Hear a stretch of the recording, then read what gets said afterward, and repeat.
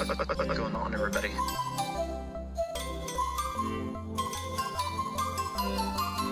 Who is that cat? Archer. You're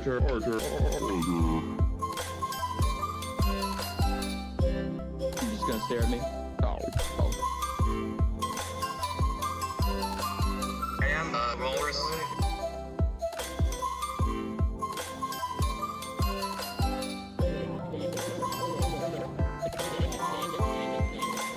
What the hell?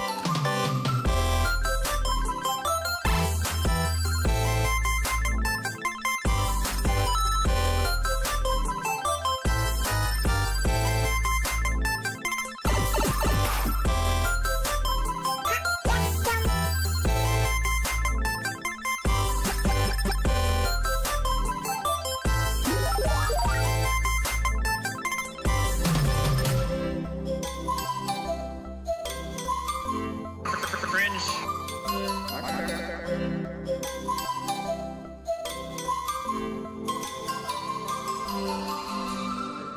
Just said that this car right back. I can complain. Hey, what's going on, everybody? It is Artie of Artie's Corporate Fiction. Happy Friday to all of you. Glad to have you here with me. We're, like I promised, we're going to continue on with the Michael McDonald saga. I feel like I don't want to just drop the whole thing in the middle of the trial, even though we kind of have an idea of what happens. And once we do that, there's actually another family court case that I do want to take a look at in between all the usual sovereign citizen stuff. Speaking of which, probably gonna be taking a look at those tomorrow.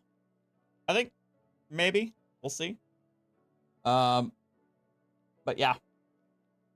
Meanwhile, I mean, it's been a kind of a rough week, but I will probably be chilling.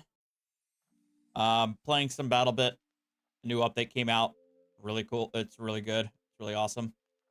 But oh, I also want to let you guys know, thanks to you guys, I have made it to 75 followers on Kick. So I was able to enable subscriptions on there. So thank you guys to all of you who followed me on there. I much appreciated. I know it's a small burgeoning platform. I know most of you guys probably don't associate it, like most of you guys don't associate it with Kick, but either way, it's still really cool. Thank you. What else? The car back. The auto feeder arrived. Winston has already eaten a little bit out of it so far. Hopefully it works out for him. Because that was his Christmas gift. So, all right. No more dawdling. Let's as far as my understanding, this is a, if I recall where we left off, this is the state's witness. He's an expert witness, a family law attorney. Sathael, what the hell, man?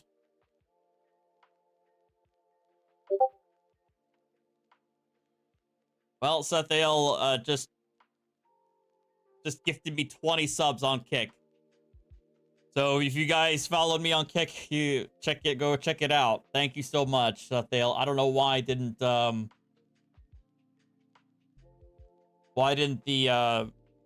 alert sound? I supposed to have the alert sound for gifted subs. I don't know why it didn't hit there. Hold on. Oh my god, there's no audio for it. What? Why isn't there no audio for it? I thought I put audio on it. Hold on. I'm sorry. Hold on.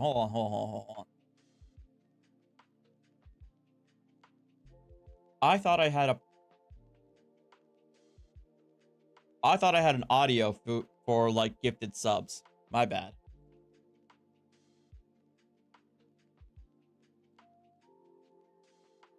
But thank you so much, Sathael. I really do appreciate it.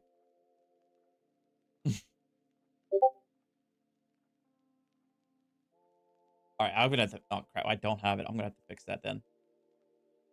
All right, we'll do it later. All right. What was I saying? As I was saying, I believe the reason for the expert witnesses to kind of, I think they were trying to demonstrate Michael. Oh gosh, what was it? Was it Michael's trying to submit his filings, the fraudulent filings? I think that's what they were trying to do, or that was the reason for the expert witness. I think that's what his case is. Anyway, let's go. To the general public, so that people can get into the system and litigate their own cases on the merits as easily as possible. And what kind of, you kind of touched on this, but what kind of issues are being determined in a family court case?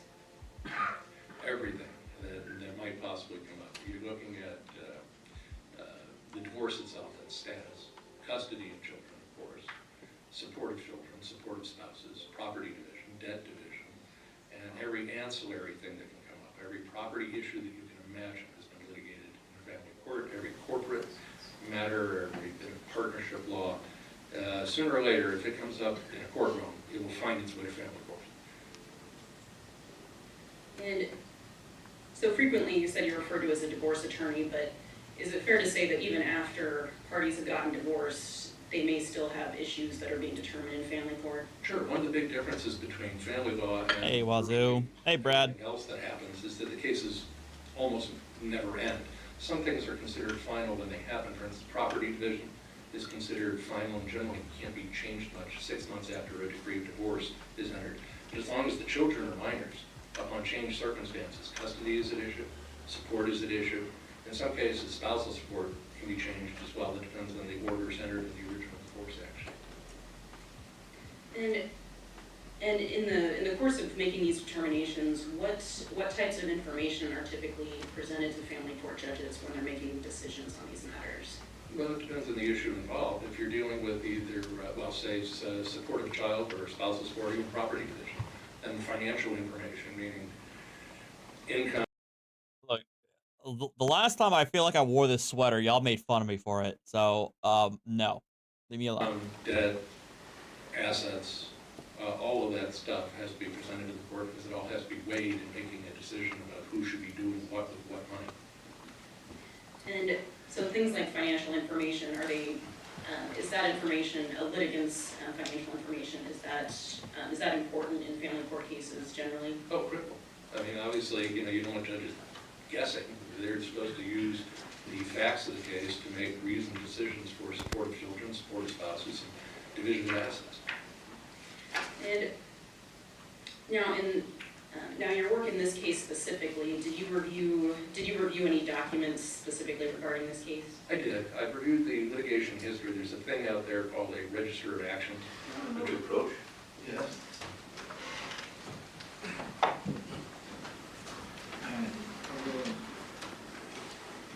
Your Honor, may I proceed? Yes.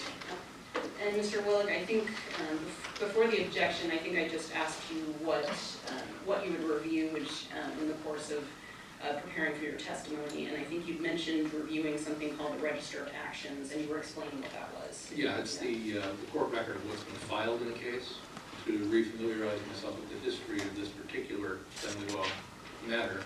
And I have looked over the exhibits that have been provided me from your office, which are basically all family court documents on file in this case, including various motions, financial affidavits, exhibits, etc. And Sorry, Lisa C, are you any closer to finding another cat? I mean, I already said I won't start my search until like after Christmas.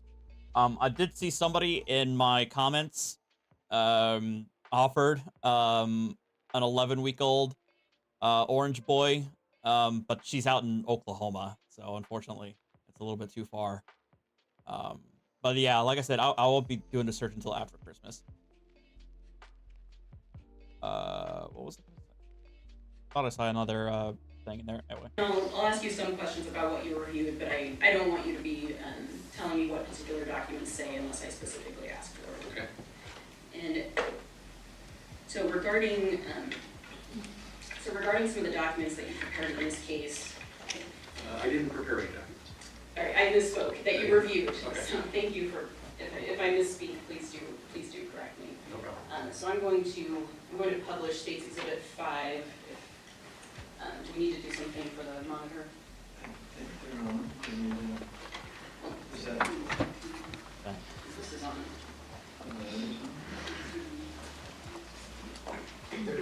It's just a remote. Oh.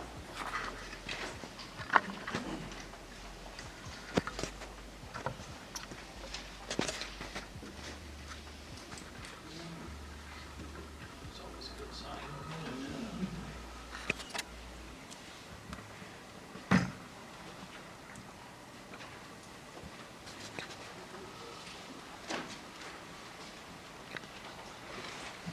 Okay, let's take a short recess. We'll get the IT people in here. This is somewhat new equipment. All right, bring them in.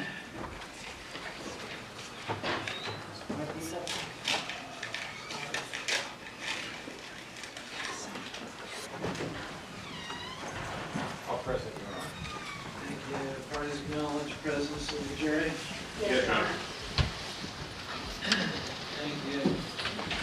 Well, for now we have the technical difficulties fixed. Ladies and gentlemen, I want to reread a pretrial instruction, and actually it's another instruction that you will be getting.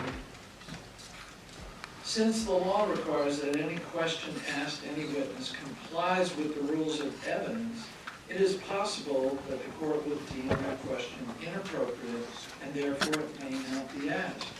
You are not to draw any inferences or conclusions one way or the other if the question you submit is not asked.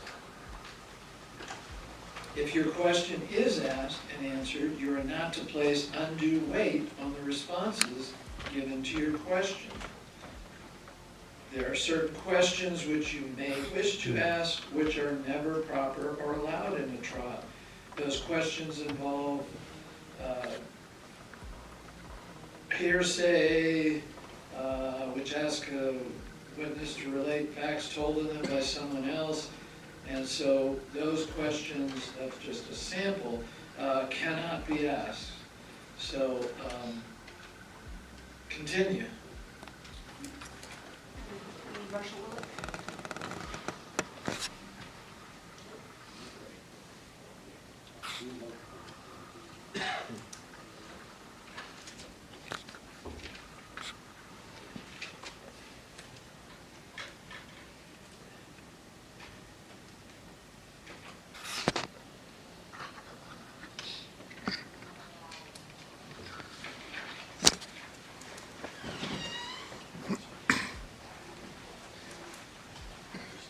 Mr. Willick, you're still under oath. Thank you, Your Honor. Go ahead. And Mr. Willick, I'm publishing what's been admitted as State's Exhibit 5, and it's up on our television screens here, and can you see it on the screen in front of you as well? This screen is dark. It needs to be turned on. Uh, Probably on this. Actually on the right corner. Jennifer, I'm playing BattleBit Remastered.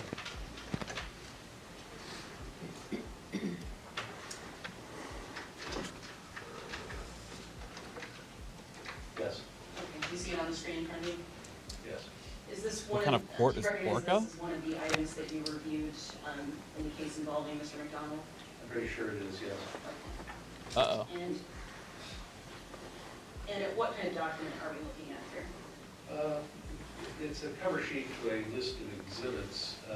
With that change in the rules, I was a member of the committee that redid our rules a couple years ago to make it a little easier for judges to review documents because they're now all computerized like this bench is. The rules were changed so that when you have exhibits to a filing in family court, you file the document itself as one thing and then the exhibits to that document as a separate thing. This appears to be the cover sheet to the exhibits to another filing, usually a motion or something. And so I'm going to go a few pages into State's Exhibit 5. And do you recognize what we're looking at on the screen here? Yes, I've seen it. And what is this document? Okay, so what It's apparently a letter from a psychotherapist. what they're doing is trying to establish that Michael had this document, the allegedly forged document, in an The exhibit letter is list, from and intended the to letters bring from it in therapists, as correct? evidence Right. An LMFT. to establish Yeah, intent. licensed marriage and family therapist. And in the course of you practicing family law for approximately 30 years, in the course of you doing that, have you seen family court cases in which a litigant has provided to the court a letter from a therapist? Many, many times. Okay. And what are these letters used for? Or what does the judge use them for? It depends on what the issues are in the case. Most typically, there's a custody evaluation of some sort going on. That's probably the most common thing, where people are making allegations of one sort or another about custodial fitness or some sort of behavior, and a psychotherapist is asked to either do testing or evaluation or therapy of one, the other, or both. I've never heard of the acronym ORCA The custodial schedule being used in a judicial context. I don't know. And I want to draw your attention particularly to this particular sentence here. Do you see where my pen is pointing? Yes, the last sentence on the first paragraph. Yes, could you read that sentence, please? I do not believe Mr. McDonald is a harm to his children or himself. Have you, in the course of your career, have you seen cases in which an LMFT makes such a blanket statement with little other explanation in a family court case? Well, I've seen very few cases of that poor grammar of the intention to express an intention, a statement of that sort. Have I seen naked conclusions? Yeah, I mean, in the course of all the decades I've been doing this, I've seen pretty much everything. But typically I would expect a little bit more text, yes. Like what? Well, it depends again on what the issues are. If there has been an allegation of some sort of domestic violence or threats of harm, I would usually expect to see some recitation of what has been reviewed, when it was reviewed, which collateral witnesses were talked to, and why a conclusion was reached. And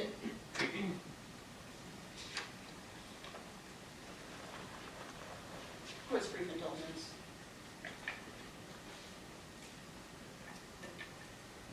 And are you familiar with the Facebook page by the name of Nevada Court Watchers? Yes, Okay. And what's your involvement in that Facebook page? it's one of many Facebook pages that are out there where people talk about matters pending in courts.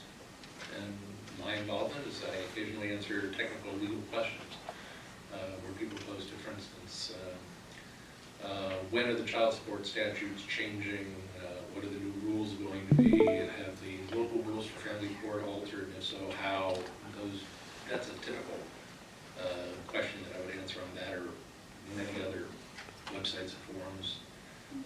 Law Guru, Martindale Hubble, Ask a Lawyer, lawyers.com, all of those. So are you saying you answer questions on these other websites as well? Yes, it's a public service. And the Facebook page Nevada Court Watchers, were you involved in its creation? No. And in the course of your practice, have you come in contact with the defendant, Mr. Michael McDonald? Yes, we've met a couple of times. Okay. And where really? where was that you met him? I have seen him on the third floor conference room reception area at family court. I was waiting for a committee meeting, and he was there doing something else. And I believe we were introduced briefly. And did you see him here in the courtroom today? Yes, I did. Could you please point at him and describe something that he's wearing? Sure. He's the center gentleman wearing the white shirt at the defense counsel table. So we're going to go back Identify. to Stacy. Approach. Yes.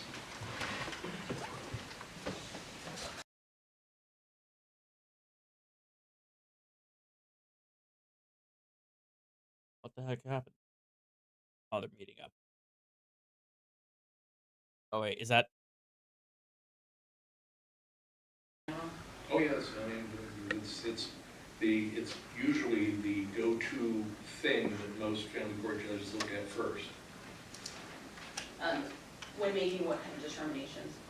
As I said, property division, spousal support, child support, temporary orders for exclusive possession or of a house, or who would pay what bills. This is used as the financial template to establish what the parties are doing. This particular form is marked as a general financial disclosure form. There's an alternate version, which is a detailed financial disclosure form for people that say own their own businesses or have certain other financial setups. For people who have a more complicated financial situation? Yeah, the other form is, this is, as I said, it's evolved over the years. And this particular, at this point in evolution, it's split into two different forms, a general form and a detailed form.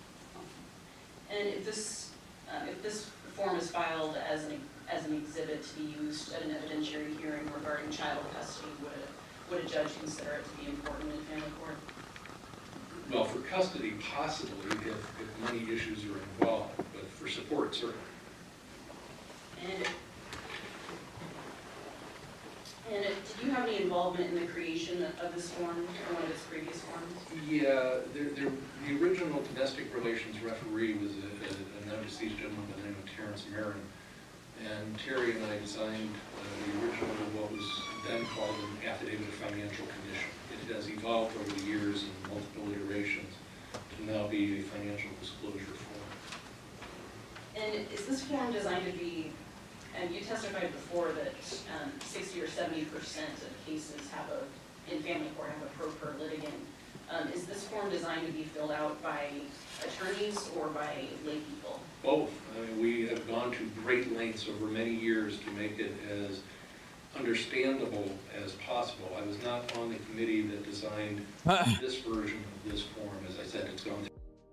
That's not what the that's not what Yusuf would say about us bar demons. Oh, that's right. I forgot. That was the other thing I wanted to mention. I don't know if we're gonna do it. Part of me wants to break down his latest video about me, or not about me, but with me in the thumbnail. But part of me doesn't, because he was already masked off before, but he goes really mask off then. But we'll see. I'll think about it.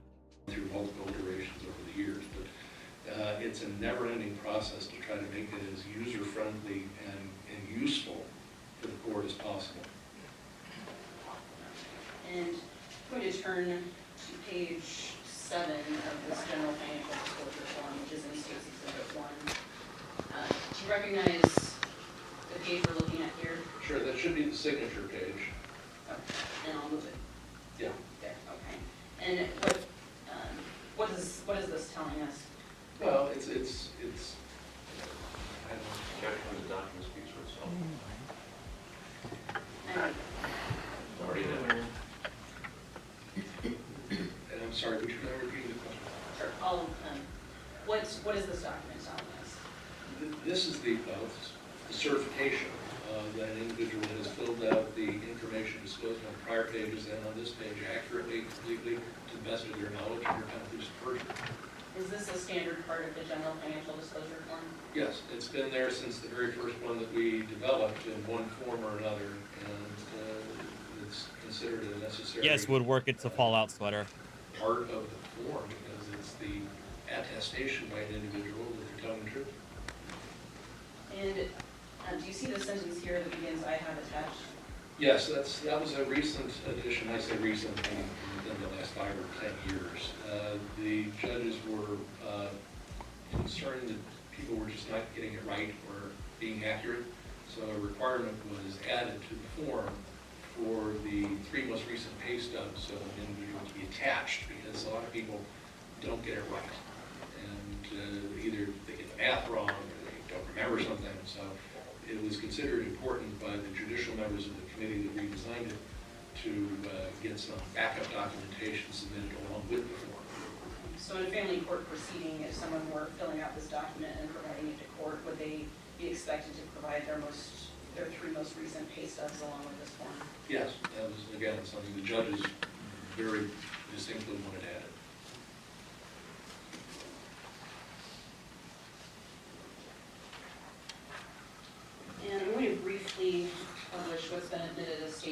Exhibit 1. And first, do you recognize the type of document we're looking at here? Sure, it's listed as court minutes, and that appears to be a printout of the minutes from court. There's notes taken by a judicial clerk, like one of the people sitting over here on the side, and or it can be written by a judge if it's a minute order, and it's a recordation of what transpired at a given time and place in court. Okay. And is this one of the documents that you reviewed when you were hired regarding this case? I believe so. I reviewed the file was considerable, and I looked at a number of minute orders from a number of hearings and a number of different lawyers involved. This appears to be one involving Mr. McDonald and Mr. Tabata, who is one of the lawyers who appeared. The defendant has been represented by 6 to 10 different attorneys. Yeah, that's not surprising. For part of the case, and not represented for another part of the case, and I believe that's the history of the proceeding. And what is the date of these court minutes? It purports to be March 16, 2018. Okay. And for what case? McDonald was in. And would you mind just providing the case number as well? It appears to be D15-518905-D.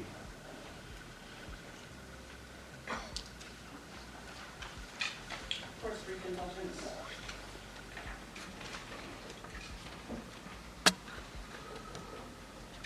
I will pass the witness. Prosecutor. Mr. Willick, thank you for coming down and sharing your vast amount of experience and expertise with us. I have just a few general questions. And without boring the jury and getting into too arcane a point, family court is equity, correct, sir? In part. And equity is a little different than law. A judge has a lot of authority in the family court to do what a judge thinks is fair, correct? Family court is important law and equity, yes. Law and equity. So things a district court judge down here downtown can't do or is far from doing, a family court judge can kind of lean into things and do things a little different than most. I'm not sure I understand the question. Equity, sir. The Well, judge I'm has not a lot saying of power that to do what's fair. I'm certainly not going to say that a district court judge sitting at the RJC is prohibited from ever applying equitable principles. I understand, sir, but without, I don't want to get overly arcane here. A judge can order someone to move out of a house in family court, correct? That's one of the things they can do, temporary possession of a house. Okay. A judge can give custody to children, correct? Give Yeah. is probably That's not the, Assign temporary custody. I was going to say, that's still a matter of law in terms of overall custody of kids. I don't know. temporary or permanent, yes. My purpose here, sir, is not to spar over picky words. I'm trying to get the principles out here, okay? The family court judge has a lot of power over people's lives. Okay, I see where he's going with this. Equity grants a judge a bit more leeway in terms of affording remedies. But the way he frames it as like, oh, they have greater power over people is, I reject the framing of how he's presenting it that way. There's a little bit more flexibility in terms of what a judge can do to remedy a situation. That doesn't mean the judge can carte blanche order whatever the hell they want in a given case.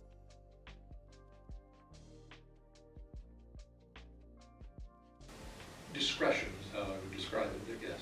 A lot of discretion, okay? And there is no jury sitting in family court. So a family court judge pretty much can only be checked on appeal, correct? Checked. Checked. If the judge, say the judge just is having a bad day or makes a blatantly wrong ruling, the only thing a person can do is appeal. Yes, that's Okay. totally accurate. All right, so if you're stuck in front of a judge who's not doing a particularly good job, you're in a tight spot, correct? Again, that's a bit of an overgeneralization. Okay. Yeah. All right, now let me ask you a few questions, sir. Hey, What's the Jester. Rule 11 sanction?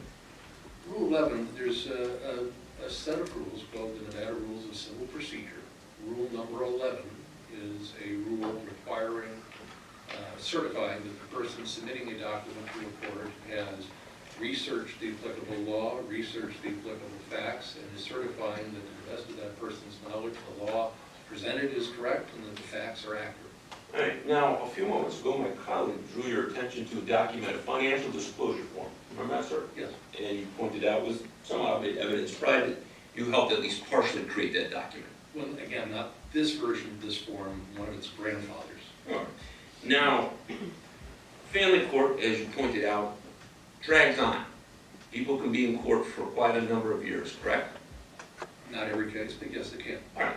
And people's fortunes go up with jobs, they fall down with the economy if they get unemployed. People's financial circumstances change, correct? It can. All right. Now, have you ever been down in the self-help center? Many times. Okay. Where would it tell me, as someone who's in the self-help center, how often I have to adjust my financial statement? If you're asking what's posted in the self-help center, I can't tell you what's on the walls at this moment, but one of the rules that we have had forever and have revised in 2016, and again most recently in the committee that I'm on now, is a rule stating that you have to file a new financial disclosure form if any circumstance has changed, or even if nothing has changed, that you have to certify that basically every 6 months. And you certainly know that. Yes. Okay. And I would imagine any licensed attorney who practices family law would know that as well, correct? Okay. All right. Now, what percentage of people down in family court are by themselves? I haven't seen the most current statistics, but something like 60 or 70% on at least one side. 60 Most or of them. 70% of the people in family court are representing themselves. And no Yeah. one's allowed to give them any meaningful help because that would be practicing law. Well, that's not accurate. All right, let me ask you a What? few questions, sir. You are the expert of family court, correct? I wouldn't say I'm the expert in family court, that'd be a little pretentious, but I have been certified as an expert, yes. Well, they sought you out, did they not? They, All right, well, let me talk to you about the district attorney's office. yes, All right, let me ask you a few questions.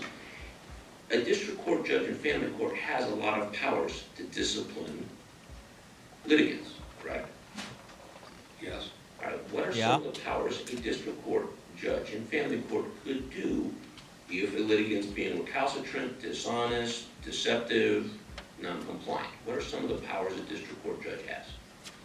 Contempt is the most obvious one. Contempt. Yeah. And without getting too subtle or too detailed, what is the power of contempt that a district court judge in family court has? It falls into two categories, civil contempt and Civil criminal contempt and contempt. criminal contempt. Civil contempt is considered coercive contempt. For instance, if somebody is supposed to be paying child support and doesn't, they can be held in contempt. Hey, Mr. Shuckler, thank you for the $10 super chat. Child support that they're supposed to be paying. And before we get too far along, I want to make sure when we talk about civil contempt, we're basically talking about someone being held in jail. That's one of the things that can happen. There can be financial penalties, there can be injunctive relief, in other words, you must do X, Y, Z, or there could be punishment, but then you're crossing over into criminal contempt. And criminal contempt. Now, what is the difference between criminal contempt and civil contempt? One is coercive, as I said, trying to get people to do what they're supposed to be doing that they've been ordered to do, and the other is punishment for not doing what they were supposed to do or doing something they weren't supposed to do. And I'm going to think, based on your extensive experience in this field, you've seen a lot of people get held in contempt or sanctioned by the court. Sure. And even rational, otherwise good people get emotionally involved in their divorce, don't they? Some. Right. Okay. So there's occasionally, you see Maybe. kind of powers used. Oh, yes. Absolutely.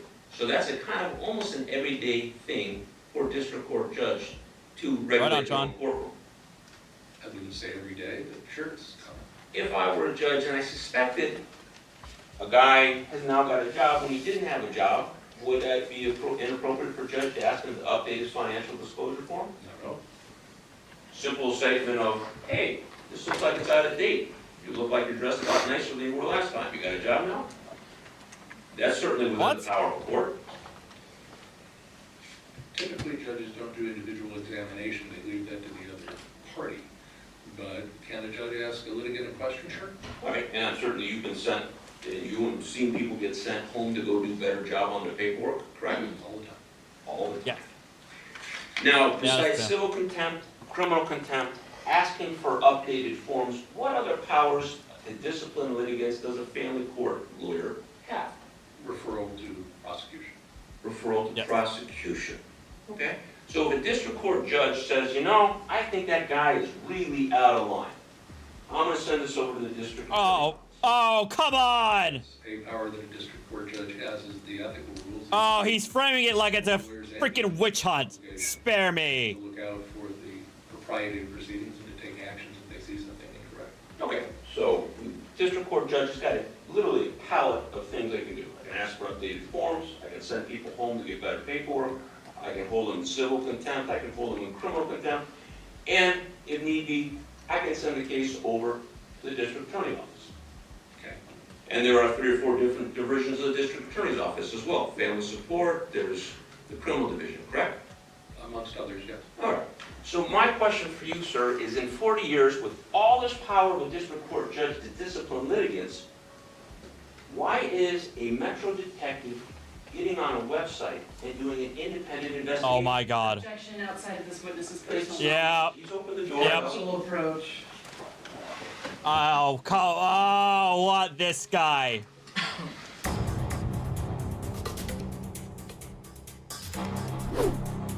The only reason he's asking that, again, it's obvious that he wants to establish that they referred him to the prosecutor's office because they just don't like him. They have a vendetta against Michael.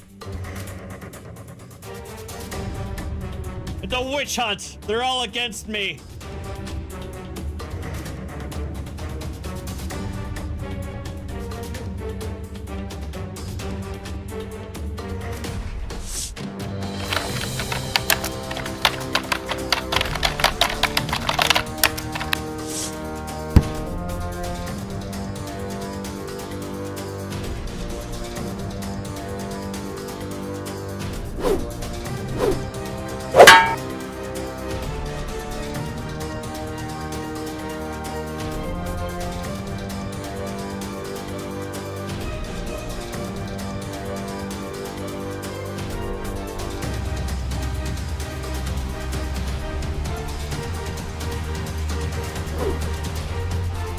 Counsel, your appearances for the record.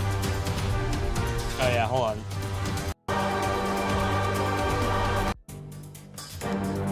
On this trial, any person recessed or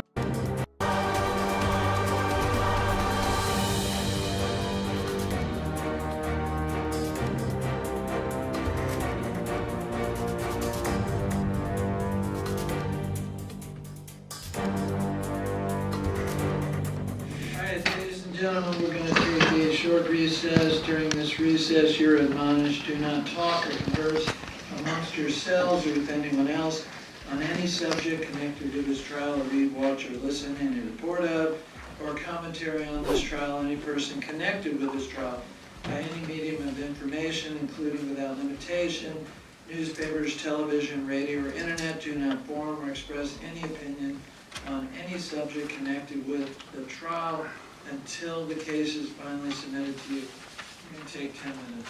Please rise for the jury.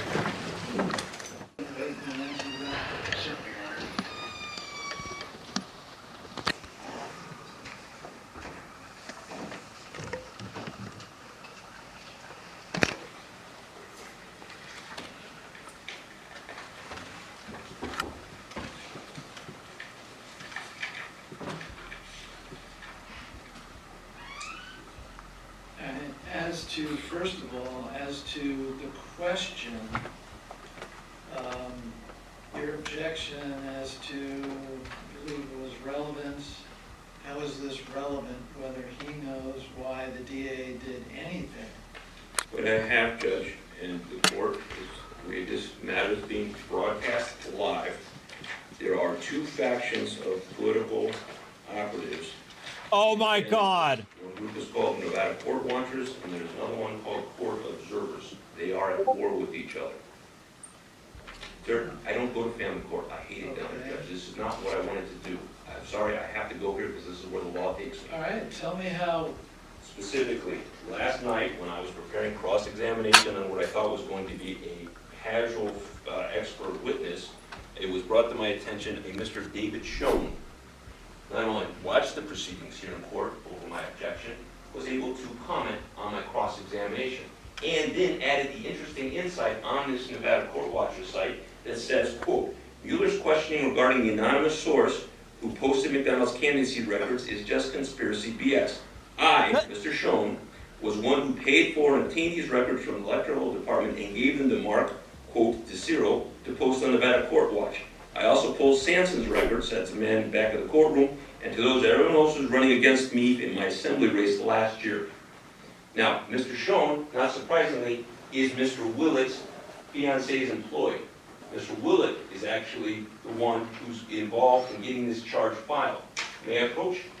This stuff is so sort of judge, it makes me sick to my stomach, but these people are absolutely effing nuts. It is hard to imagine as an officer of the court, after 25 years, I've got to deal with this sort of immature behavior. But this is what's on the website. And since the detective yesterday could not explain how he got an anonymous source on a software that does not allow you to post anonymously, the detective is either deeply mistaken or lying. Now, I've got literally 5 or 6 more posts about these people, and they're just sordid behaviors. Now, they have framed Mr. McDonald because they don't like him. They framed Mr. McDonald because he's in litigation with Mr. Sanson, and I have nearly definitive proof that that's the case. Now, I've never seen a case like this. I've objected at every single turn. I've objected to this damn camera, and now here I am having to do a cross-examination on this sordid behavior of family court. These people are loathsome. You can have this back.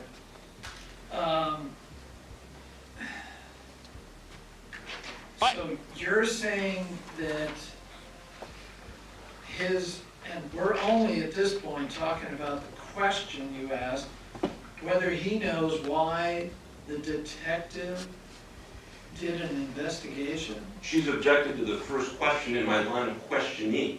What I'm going to believe, the answers are going to believe, is that the detective was actually asked to, or someone specifically adversely hostile to Mr. McDonald and Mr. Sanson posted this information. But here's the thing. Does it matter? My issue is, does it matter whether or not the person who tipped the detective had an animus against him? What matters is whether or not there was merit in whether the tip panned out, whether the tip was legitimate. The motivations of the tipster isn't really relevant here. It'd only be relevant if the detective like somehow fabricated a problem, fabricated an issue. He's saying like that the guy who has beef against Michael is a rat. He's a snitch. And so because he's a snitch, therefore, dismiss the case. You may recall my incredulity, my amazement My that the incredulity? investigation didn't stop when they found out that he lived in his district. But that didn't stop because that wasn't the purpose of the investigation. The purpose of the investigation here is to punish Mr. McDonald for his ties to Mr. Sanson. This stuff is as sordid and as disgusting as it could possibly be. And I turn around and every time I don't want to have to deal with this stuff shows up. There's 40 pages of this stuff. State. And Your Honor, any connection between this witness, Mr. Willick, and the detective is extraordinarily tenuous. I don't know if Dave It's also true. has a connection to Mr. Willick that defense counsel claims he has, but even if he does, it's extraordinarily tenuous. Who is Mr. Schoen? Mr. Schoen Can I talk now? Certainly. I didn't interrupt you. Mr. Schoen is the person that Mueller is contending, based on this Facebook conversation on the Nevada Court Watchers, posted information regarding Mr. McDonald's candidacy on the Nevada Court Watchers site, and is stating he's the person who made that information available on the Nevada Court Watchers site. Detective Stanton's testimony was that he observed this posting. He did not recall who made the posting. And he testified that it wasn't a direct communication to him. He was monitoring Nevada court watchers, saw the posting, and that's where he initiated his investigation. And there were actually two different postings that Detective Stanton observed on Nevada court watchers that led to his investigation. One was the posting referred to by Dave Schoen regarding, apparently recorded to by Dave Schoen, according to the Facebook site, was the posting about Mr. McDonald's residency. But Detective Stanton also reviewed Nevada court watchers shortly afterward, and he saw another tip he didn't recall, or another posting he didn't recall who posted it, indicating that Mr. McDonald may have posted a forged document, and that was actually more directly related to the investigation that Detective Stanton took. So this connection here is just extraordinarily tenuous, and still it doesn't establish that this witness can testify why Detective Stanton did what he did. It's also true. This is all beside the point. All the manifold powers granted to a district court judge using their equitable powers in family court, and yet I'm here having to defend the extraordinary proposition that a 25-year detective went down and started randomly reading divorce files for no particular reason. Then when I'm confronted with this mystery, I now have it in answer. Mr.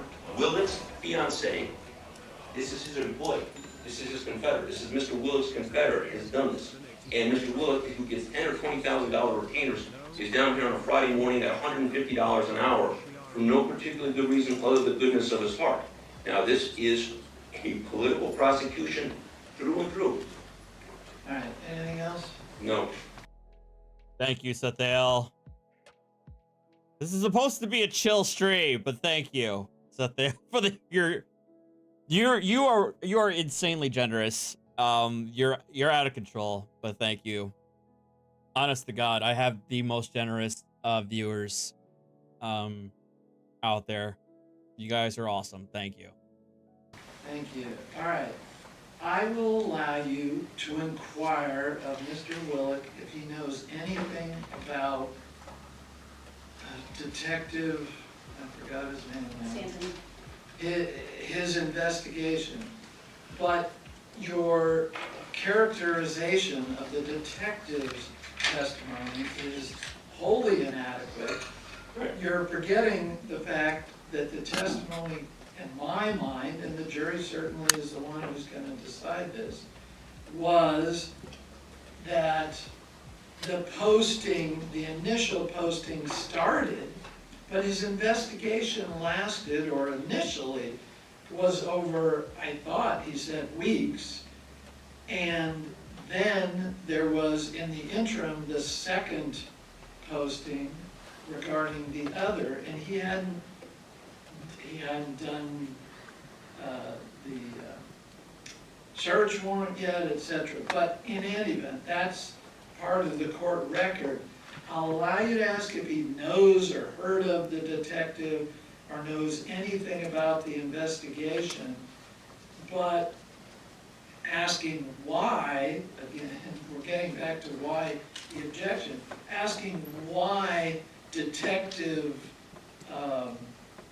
did his investigation, I'm going to sustain the objection. How you're asking him to testify. So they'll please do not make it more what detective more what chill. was in the detective's mind, and he's already testified as to why. But if you want to ask if he's ever talked to him, if he knows why he did, if he knows anything about the investigation, I'll allow that. Thank you, Judge. All right. Because I assume it's going to come up, questioning regarding his fiance. Tell me, his fiance is employed? Yes.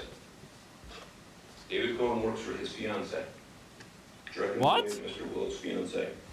And what does Mr. Willick's fiance do? She is a family court lawyer. In their firm or another firm? A different firm, from my understanding, Judge. I do not practice in family court. I do my best to stay out of it. Okay, I get that. And I certainly, that's a different area. I don't know much about it, but in any event, all right, we'll wait and find out what questioning you where you go. I would certainly, this is far afield of the charges. And, True. unless you The can judge is giving a draw lot of some leeway. connection, what happens on the internet hopefully is not getting to the jury. And the relevance, I think you're once again trying to draw the conclusion that this is somehow driven politically. By politics, And yeah. again, other than individuals may or may not be agreeing or like or whatever, it doesn't appear to have anything to do with the state intervening or taking any action that would be prohibited by the case law. Okay, thank you. Take a few minutes to hopefully they are, and we'll come back and hopefully go through till lunch.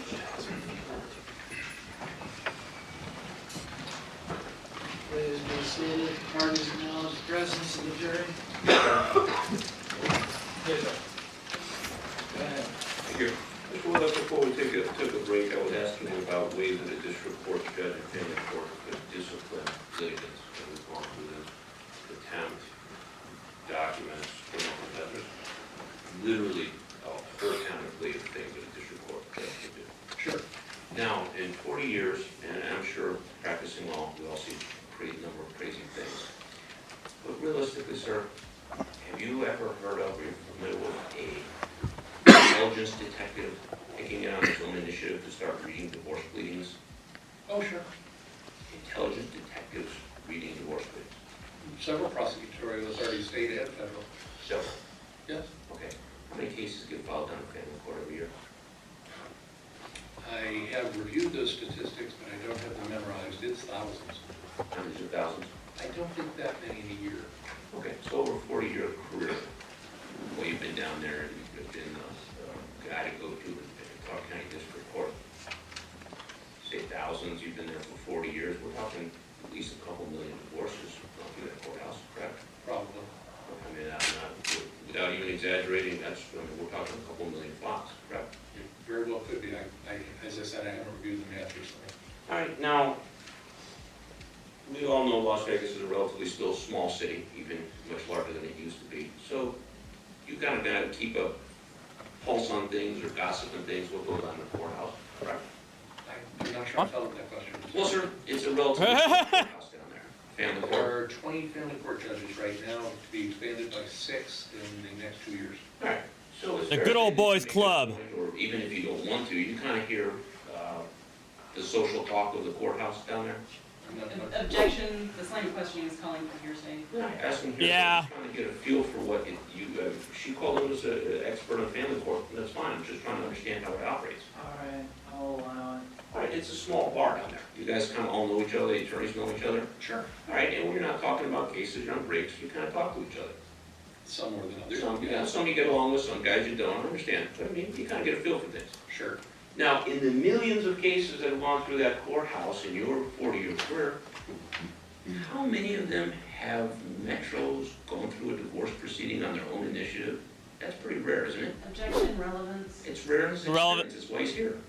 I think you're asking him about, I'm sustaining the objection. Right, I'll rephrase them. Thank you, Judge. Sir, you know of any of those? You been involved in a case like that? Could you make that question a little more specific? I'm not sure I followed you. A Metropolitan Police Department on its own initiative comes and investigates one of your files. I believe that has happened, yes. You believe it has, or has it happened? I'm pretty sure that it has happened in some of my cases, yes. All right, and have you requested them to do that? I have seen requests from lawyers, judges, justices. But that wasn't my question, sir. Have I? Yes. Yes, I believe over the years I have asked Metro to investigate. All right. Now, who is David Schoen? David Schoen is an employee of another law firm. All right, and back at your fiance's law firm, correct? Yes. All right, so you know Mr. Schoen fairly well. I wouldn't say that we spend relatively little time together, but I know who he is. All right. Now, I want to go through a few basics here, sir. This organization that you're involved with, Nevada Court Watchers, I wouldn't say I'm involved. They have a website, which is one of many that I. Trying to impeach him. okay? And the fact that you were on the Nevada Court Watchers last night, for the admin log, you actually logged on it yesterday, correct? It's on my regular feed, yes. Okay. Now, did you read Mr. Schoen's report that he was the one who gave this Objection, evidence? introducing hearsay. Did you read the report from Mr. Schoen? I'll Objection. sustain it as to what's in it. Did you read it? I'll allow. Thank you for the gifted memberships. Mr. Schoen's posting yesterday. that Deacon. Information relating to that. Did you I'm read sorry, I'm the trying to understand. posting? I'm sorry. I did read Mr. Schoen's posting yesterday. Now, since you're familiar with Nevada Court Watchers, is it possible to post on it anonymously? Not that I know of, I don't think so, So if someone thought they'd seen an anonymous tip, they would be mistaken? probably. Now, do you know why Mr. Schoen would be posting regarding Mr. McDonald's case? Objection, lack of personal knowledge of the other person's Right. motives. Let me ask you a question, sir. Your organization, Nevada Court Watchers, is one... Objection, misstating testimony. Do I? Yep. Sustain. Nevada Court Watchers is one organization composed mostly of family court lawyers. No, No? no. What is Nevada Court Watchers? I believe it's got a couple hundred members, the great majority of whom are simply members of the public. Lots of people have posted on it. Mr. McDonald's posted on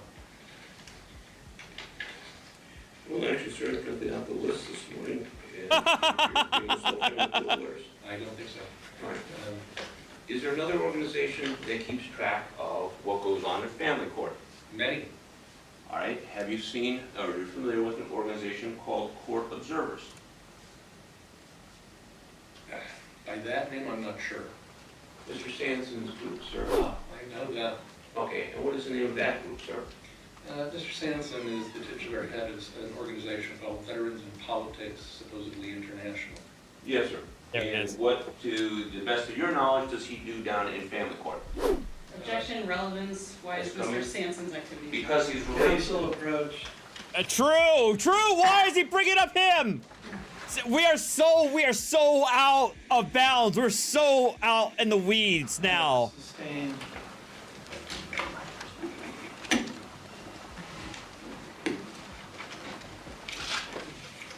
Sir, you've met Mr. McDonald in the past, Yes.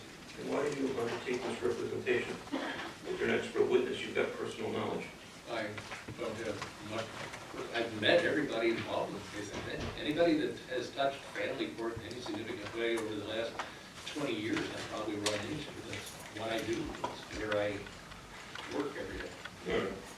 Now, then how come you couldn't remember how many times Metro's independently investigated cases? I've never been asked that question. I've never done any research.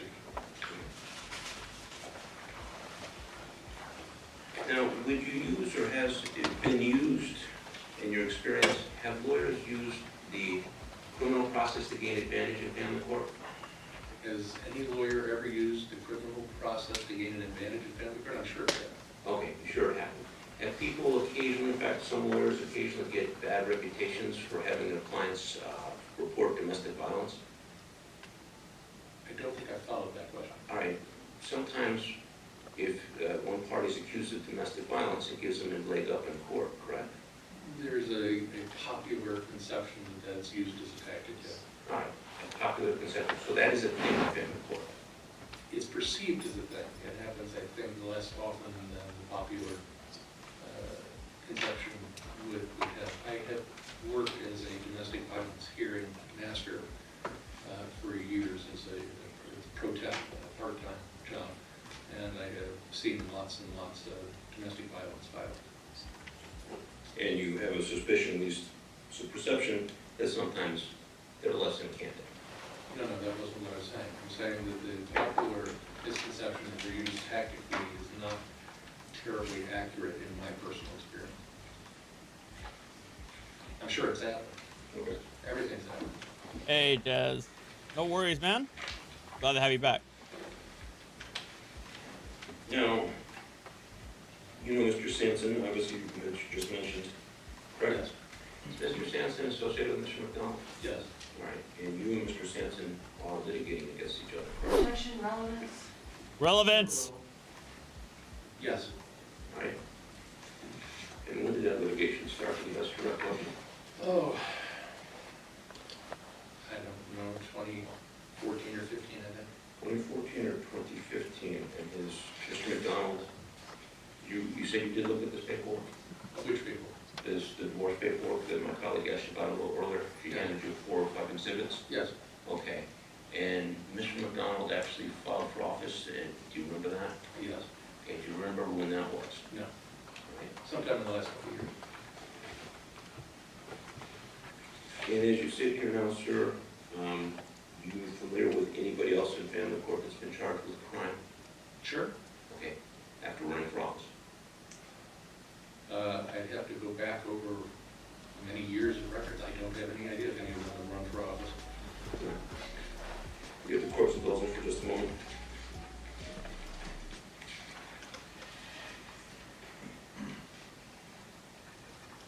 Actually, it's really starting to. Yeah, Mueller's really annoying the hell out of me. I mean, he has been, but yeah. I'm annoyed a little bit at the judge for allowing this line of questioning because, but it is what it is.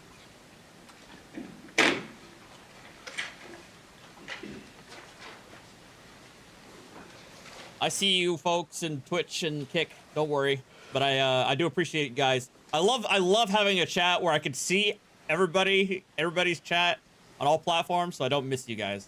So.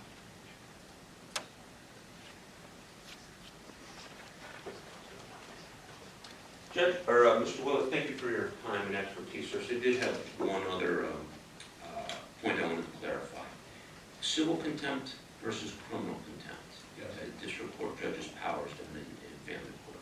What is the difference? And make sure we understand that clearly. Civil contempt is primarily coercive contempt. In other words, trying to get somebody to do something that they're ordered to do or stop doing something that they've been ordered not to do. And it's used as a means of trying to get them to comply. It's the common rewording is you have the keys to the jail cell in your hand. Criminal contempt is basically punishment for something that you've done that you shouldn't have done or for not doing something that you were supposed to do. Okay. And what is there a limit on how much civil contempt versus how much criminal contempt can be imposed on a litigant? There's a lot of rules. Rules relating to appointment of counsel, rules relating to maximum sentences, yes. I don't have them all memorized, but yes, there are rules. All right, there are rules. All right, thank you, sir. I have no further questions. Redirect. Just briefly. So, Mr. Willick, do judges in family court typically investigate claims made by their litigants on documents filed in family court? Well, judges basically don't do any independent investigation at all, not in the American system, unlike, say, the French system, where the judges are charged with doing individual investigations. They don't do fact research at all. They do legal research, but not factual research. They're supposed to go to other means to get stuff presented in court. And I want to ask about the financial disclosure form that we were talking about before. And you stated that that's available at the self-help center. Is that the only way that a family court litigant can get that form? Oh, no. It's posted on my website. It's on the self-help center's online website. It's floating around all over the internet. It's widely available. And these places where it's available on the internet, are there also instructions for how to complete it? Oh, yes. Discussions, instructions, guides, sure. Okay. And do those instructions say anything about needing to update the form when one's financial status changes? Again, it's evolved over the years, so it probably depends on which version you're looking at. The instructions will have information about that on it, and it's, of course, the local rules. And are you Have a familiar good night, with a NCT. program called Ask a Lawyer? Very much so. Okay, what is that? Ask a Lawyer is something that Legal Aid came up with that allows anybody that wants to show up on Thursdays in the afternoon and have a 15-minute consultation for free with volunteer lawyers. I'm one of the people Not bad. who participate in it. That's good. I've been involved with Legal Aid for many years, so yes. It's Good something service. that we do, the lawyers, do to try to give free legal assistance to the public. And it's something like that, can these litigants get assistance in completing their financial disclosure forms? Happens every week. Okay. And so do people get advice and assistance regarding family court matters? You got it. And, okay. And you were asking questions by defense counsel about Steve Sanson. Yes. And does your knowledge of Steve, or does your interaction with Steve Sanson and the apparent litigation, does that have anything to do with Mr. Michael McDonald? Does my litigation with Mr. Sanson Yes. have anything to do with Mr. McDonald? No, it's not involved, as far as I know, in any way at all. Okay. Have you had any involvement in referring Mr. McDonald to the Las Vegas Metropolitan Police Department for prosecution? No. For its brief indulgence? I'll pass the witness. Nothing further. Questions from the jury? Raise your hand. All right, we only have one that was. Council approach.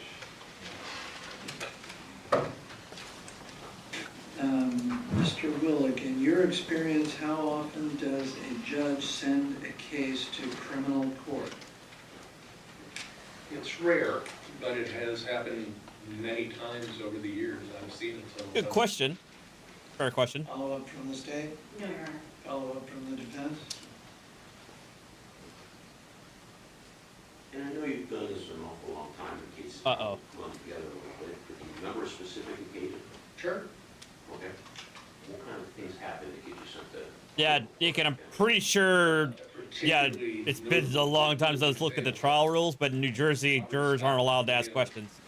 Kidnapped his kids from Norway and told them I was the attorney appointed by the National Center for Missing and Exploited Children to try to recover them. And after a long legal battle, we eventually did. The case worked its way from family court up to the Nevada Supreme Court, and it was discovered that Mr. Vail had submitted a falsified affidavit of residency. That was part of the court record. Very, I'm a desk And jockey the lawyer. had submitted what I believe Not a courtroom lawyer. characterized as a too cleverly worded affidavit of residency, indicating essentially fraudulently that Mr. Vail was a resident of the state of Nevada when he wasn't.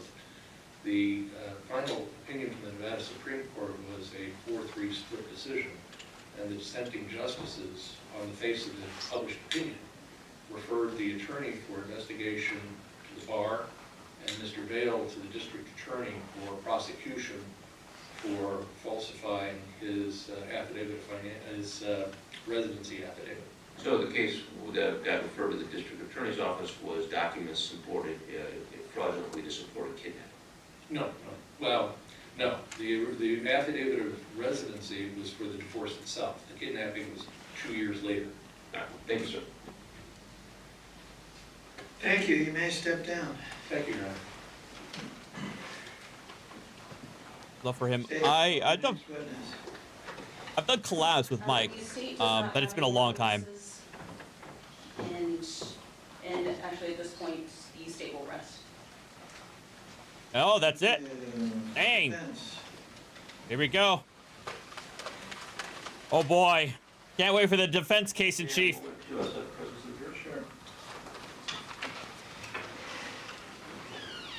I'm sorry, you got, oh, okay.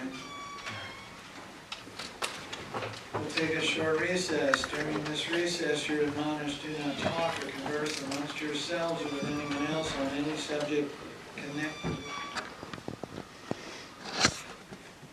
Thank you, Your Gonna Honor. move to dismiss, isn't he? Or move for a directed verdict. This is not your typical eyewitness identification robbery No, case, just- Judge, and it has been a challenging representation, but I do believe that several of these charges should be dismissed at this point. Yeah, there it is. McDonald, please be seated. But, I mean, there's a number of burglary counts. Specifically, count 1.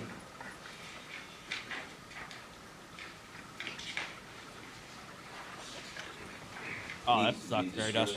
Sorry to hear that. Specifically, it says, the state's complaint plaintiffs did on or about the 4th of December willfully and unlawfully enter with felonious intent.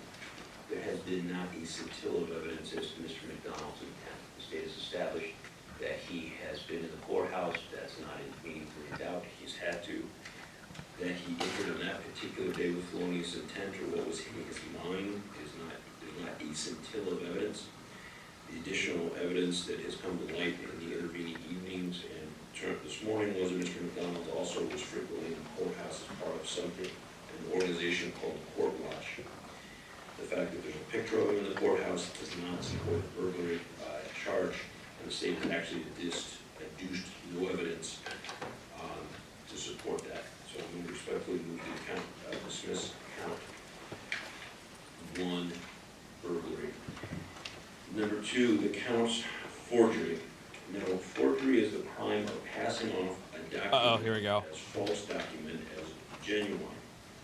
Here we go. Forgery requires an element of intent to defraud. If I'm out of my office and I tell my staff to write a letter or read it back to me over the phone and I tell them to sign it for me, they have permission to do so.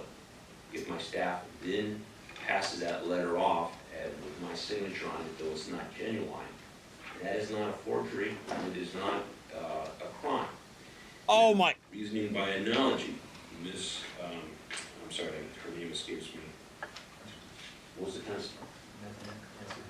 Ms. Hunterton testified that A, Mr. McDonald did in fact approach her for a letter, that B, Mr. McDonald had been in testimony with her, C, that Mr. McDonald did in fact, as a pro per litigant, ask for a letter documenting that it was her opinion that he was not a threat to his kids or his family. D, she agreed that he was not, and other than she quibbled with the text of the way it was written, substantively adopted that opinion as her own. Therefore, if Mr. McDonald put a document off without it being genuine, but in fact without intent to defraud, which there is no intent to defraud, Oh, there this can be guy. no forgery. Now, every single day your staff stamps your name on documents, so you have copies and several copies. That doesn't create an intent to defraud, even if they get busy and didn't show it to you and they inadvertently signed it. It is an intent to defraud is when a document is Thanks, passed Brad. with an intent to receive, not when a document I believe is factually accurate in support of my case is factually accurate if procedurally slightly irregular.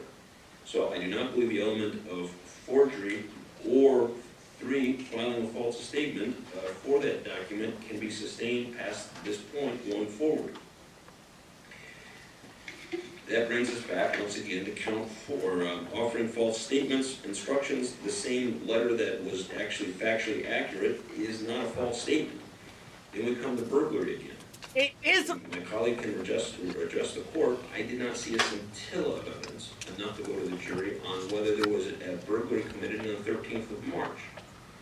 Now, there is Mr. McDonald's circumstances changed over time.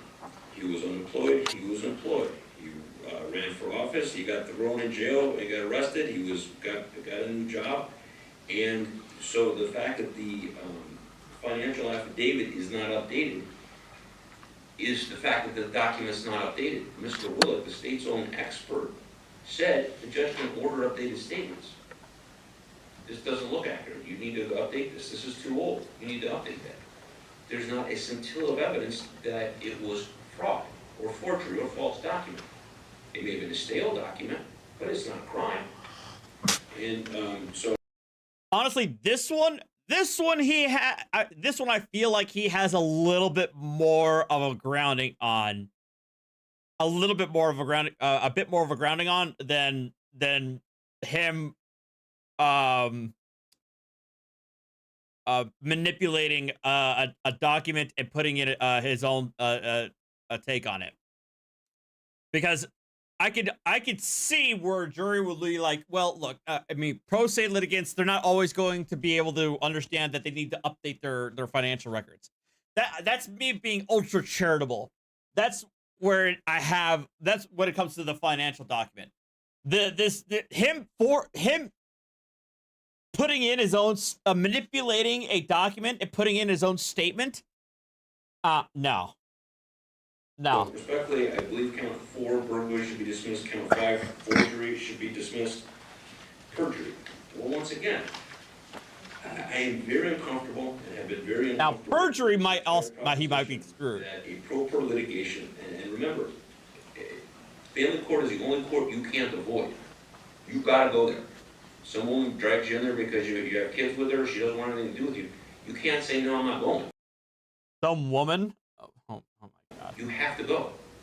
And his attorney kills himself, and the money he had set aside for an attorney, now he's gotta do it all himself. Now, I'm asking with the straightforward to all of us in this room, are we really gonna throw pro per litigants in prison for not necessarily handling a complex piece of litigation? I'm very uncomfortable with this whole case, have been from the start. I have not been subtle about it.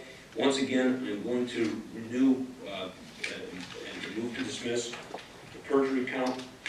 There's been no showing that it later turned out to be unsatisfactory. The state is a different mental state than perjury. Perjury is when I go up there and I know that the car that escaped with the suspect was red, and I say it's blue because I want to help my buddies. That's perjury. When I know I'm lying, that's perjury. When I put my paperwork as best I can and turn it in, and I don't update it, that's not perjury. Now, filing a false statement. Once again, we got count 7, filing a false statement. The state there's a known element here. The state has to know. Now, if the state wanted to prove a false statement, and they had a videotape of Judge Marquis saying, go back and file this, Mike or Mr. McDonald, this thing's 7, 8 months old, I don't think it's accurate. I'm gonna give you a week, you're gonna come back here with a corrected statement. And came back then with a false statement, that case pleads out, all right? But that's not this case. The state has not showed that there's any notice of intent. And we actually checked the statute, there's an intent notice here on filing false statements, perjury. Once again, no mental state here ever at all. Burglary on the 21st of March. How do we know he was there? He might have been there with Steve Sampson to check out on the court. They've got a videotape of him sitting in the courthouse. Okay. Well, what's his intent? You have to intend. But this is for the jury to decide. You know, is a chop shop. I call it a chop shop burglary. Entry with intent, dwelling place of another with intent to permanently deprive. Those were the 5 elements of a common law burglary. It had to be at night. Nevada got rid of all 3 elements. You have to go into a building with intent to commit a crime. Well, we used to use that against the homeless guys who would steal the coins from the little ladies downtown at Fremont Street. Because they would go in there, they didn't have any money, had any ID, and they just took the ladies' purses, or took their coin purses. However, this case and this record is completely devoid of what was in fact Mr. McDonald's mental state. Why are we going in here? How do we know he wants to commit perjury or burglary?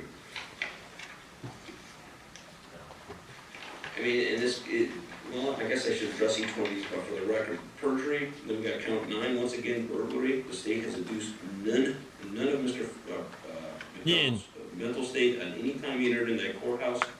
Count 10, forgery, specifically. Again, we're talking about this statement from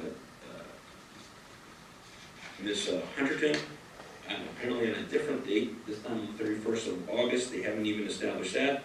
And filing false official statements for the record. Once again, I don't believe that they've got enough evidence to go to the jury on any of these counts, Judge. I respectfully,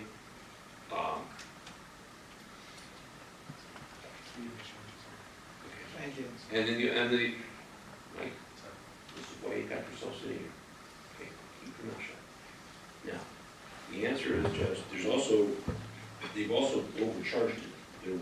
He actually turned in the original document at one point.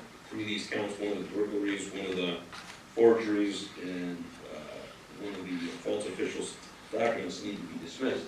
The reason, because originally he turned in the statement from Hunterton and then had it added later. So at one point, the occasion, and I guess it's up to the state to establish, there's 3 of those that should actually be dismissed because he actually turned in the actual document on one occasion. So, Your Honor, I'd ask to dismiss this case. Hey, Thank you, Your Honor. First, the state does not believe there's any statutory basis for defense counsel making this oral motion at this time. At this point, he could make a request for an advisory verdict from Your Honor, or if the defendant is, but it needs to be left Oh, no. to render a verdict, then certainly the defendant, if found guilty of any of the charges, would have the right to appeal, and he did claim there was insufficient evidence. Regardless, I'll address his claims on the merits. Regarding burglary, in Nevada, at this point in time when these crimes were committed, burglary is defined as entering a room or building with the intent to commit a felony therein. That's how he's charged. That's how it is charged. In this case, he's charged with 3 counts of burglary. One on December 4th of 2017 for entering the clerk's office on the 3rd floor of this building, room 3317, with the intent to commit forgery and or offering a false instrument for filing a record. First, regarding entry, there has been sufficient evidence that he entered that room on December 4th. There is a surveillance photo entered into evidence showing he was in this building on that date. We have the testimony of Christina O'Connor, who testified that that particular document, the December 4th, 2017 filing, was filed in person at the clerk's office in this building. Additionally, intent, the case law states that a defendant's intent can be inferred from his conduct and the surrounding circumstances within the case. In other words, what a person does tells you something about what that person intended to do. Exactly! The defendant does not need to be aware. It's so stupid. It's like so stupid. That's the whole point. Because we cannot read people's minds, right? Obviously not. So there's no way to know 100% sure what's going through Mr. McDonald's head when he goes into a courtroom. But you can infer intent based on actions, right? So for example, if I'm accused of I'll use a semi-real world example. If I'm accused of going to a police protest and I'm accused of torching a cop car, well, one of the things that the cops can do to show intent is that they can find that I a week before the protest or a couple days before the protest, I purchased like fire retardant gloves, kerosene or lighter fluid, and rags, and I have a receipt for it. Showing that receipt can allow the jury to infer that I knew what I was going to do. I knew what was going to happen in the future. Meaning I was going into a protest to light something up. That's the whole, it's actions like that that can infer someone's intent. You don't necessarily need to go into the person's brain or have to hear them say, I went there with the full intent of torching a cop car. Anyway. That the particular actions he's going to take are felonies. Ignorance of the law is not a defense, but in this case, the state has produced sufficient evidence that he did in fact commit forgery, and as well as offering false instrument for filing a record upon entering the clerk's office on the 3rd floor of this building, because he then filed the forged document. And similarly, March 13th and March 21st, evidence has been introduced that the defendant entered the family court building at 601 North Pecos and filed these forged documents. On March 13th, he was actually seen in the building by Timothy Spees in the reading room, which is where these documents are filed. And again, regarding all of these, regarding all of the burglary counts, intent can be inferred from conduct. And in addition, intent is a question for the jury. It's not exactly to substitute its own judgment. It's for the jury to decide. In place of the jury. And regarding forgery, any person who falsely makes, alters, forges, or counterfeits any record or any document or paper recorded or filed in any court with the intent to damage or defraud any person or persons is guilty of forgery. Additionally, any person who passes or attempts to pass as true and genuine any false, altered, or forged record or any document or paper recorded or filed in any court, knowing the same to be altered, forged, or counterfeited with the intent to prejudice, damage, or defraud any person is guilty of forgery. both of these definitions of forgery contain the word alter. That's what occurred in this case. By altering the letter from Nancy Hunterton, it then became a forged document. And he passed off this document as true by filing it in the family court on 3 occasions. Regardless, the state doesn't need to establish that the content of the added sentence is in itself false. This became a forged letter as soon as that letter.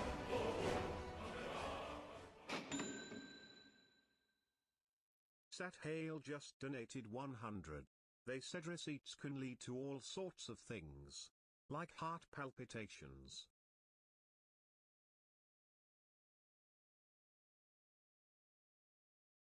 Indeed.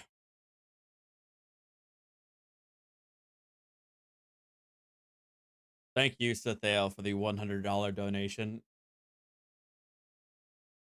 What would we do without your knowledge? Was added.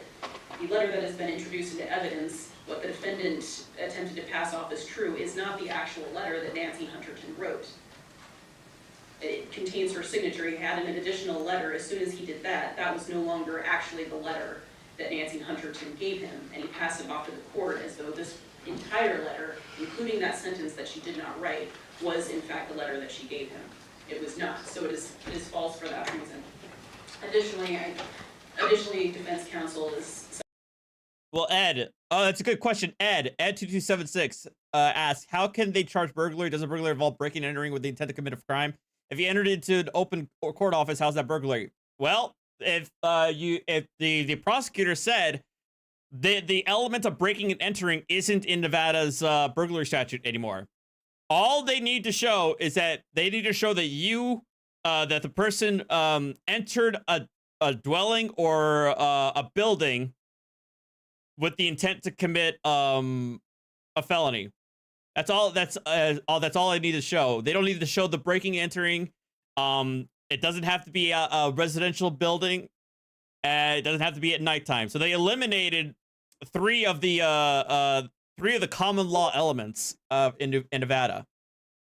Somewhat misstating the testimony, because Ms. Hunterton repeatedly stated that if she might express that sentiment, but not in one particular sentence. She would want to include additional conditions and limiting information. Regarding perjury, I'm kind of shocked that defense counsel is actually able to say that there's no evidence of this. Though the defendant may have filed a financial disclosure form at an earlier date, the financial disclosure form here that was filed related to that count of perjury contains the defendant's signature, and next to that is a date that says March 13th of 2018.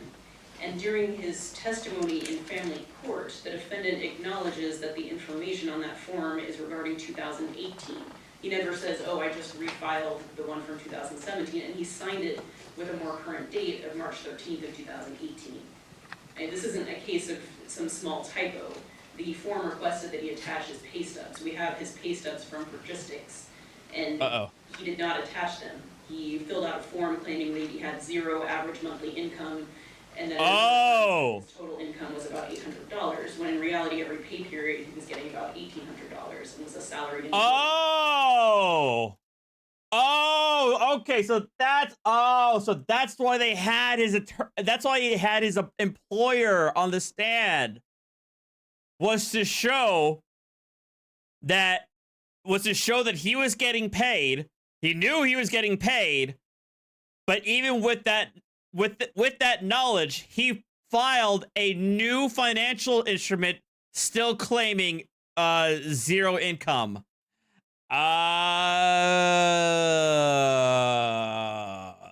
Yeah, you done messed up now. So he, even if this was just the exact same information he'd submitted back in September of 2017, when he was unemployed, he represented that it was current to the court by signing under penalty of perjury that it was true and accurate to the best of his belief. And he did that in March of 2018 when he was employed. Further, well, none of these statutes that defense counsel has referenced these offenses with which the defendant is charged, none of them have family court carved out as an exception. It's true that tempers run high in family court, but there's no special exception for committing forgery or perjury or any sort of fraud-related crime just because it relates to family court. Also true. Additionally, I think defense counsel, and lastly, defense counsel seems to be confused about the timeline of the filings in this case. The defendant on 2 occasions filed the original unaltered letter that was written by Nancy Hunterton. He's not charged with a crime for that. On September 27th of 2017, that is when he originally filed that letter from Nancy Hunterton. That's why he's not charged with a crime for that. There was nothing wrong with him doing that. On December 4th, December 4th of 2017, that was the first time the defendant filed the altered letter. He's charged with a forgery for that. Then December 20th of 2017, he files the original letter again, which is strange, but still not a crime because that was the letter Nancy Hunterton prepared for him and gave to him. He's not charged with a crime on that occasion. March 13th and March 21st of 2018, he files the altered letter that contains a sentence that Nancy Hunterton did not write. So he's charged with crimes that occurred on those dates as well. So the state never charged him with a crime for filing the letter that Nancy Hunterton gave him. And with that, I'll submit.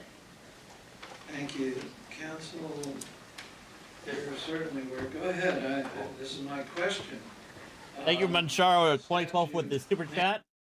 April Lejeune. Oh my god, I haven't heard that name in a long time. Posted a YouTube video short showing her private DOT license plate if I haven't seen it. I haven't heard April Lejeune in a long time. If you new folks haven't don't know, I think back in 2020, early 2021, she was another guru, another softset guru, peddling right to travel garbage. But I felt like I haven't heard that name in a long time, though. I guess she's back. May allow an advisory opinion, but you're going to a motion to dismiss. Well, we're the closest state's evidence, and there's absolutely, and my colleague, to her credit, read the court the entire statute, and I thank her for that, but she keeps losing this second column. In all these charges, there has to be an intent to defraud. They've not demonstrated that at all, ever. Oh my God. If the court's correct procedure, I'm asking for trying to have my cake and eat it too, and you're right, I'll correct my motion.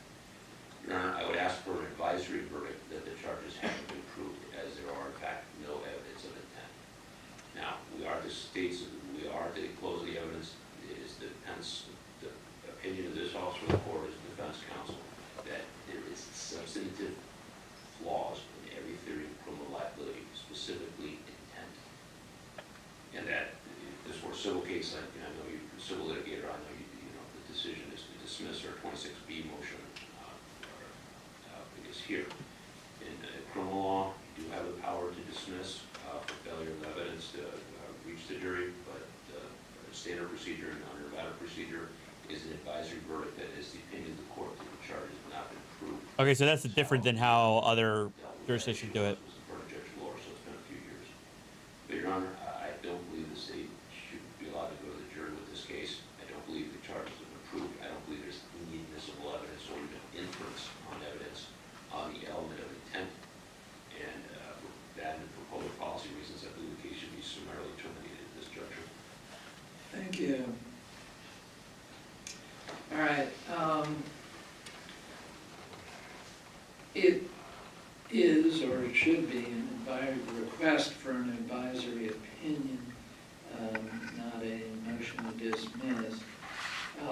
But I'm denying the request for an advisory opinion, and here's why.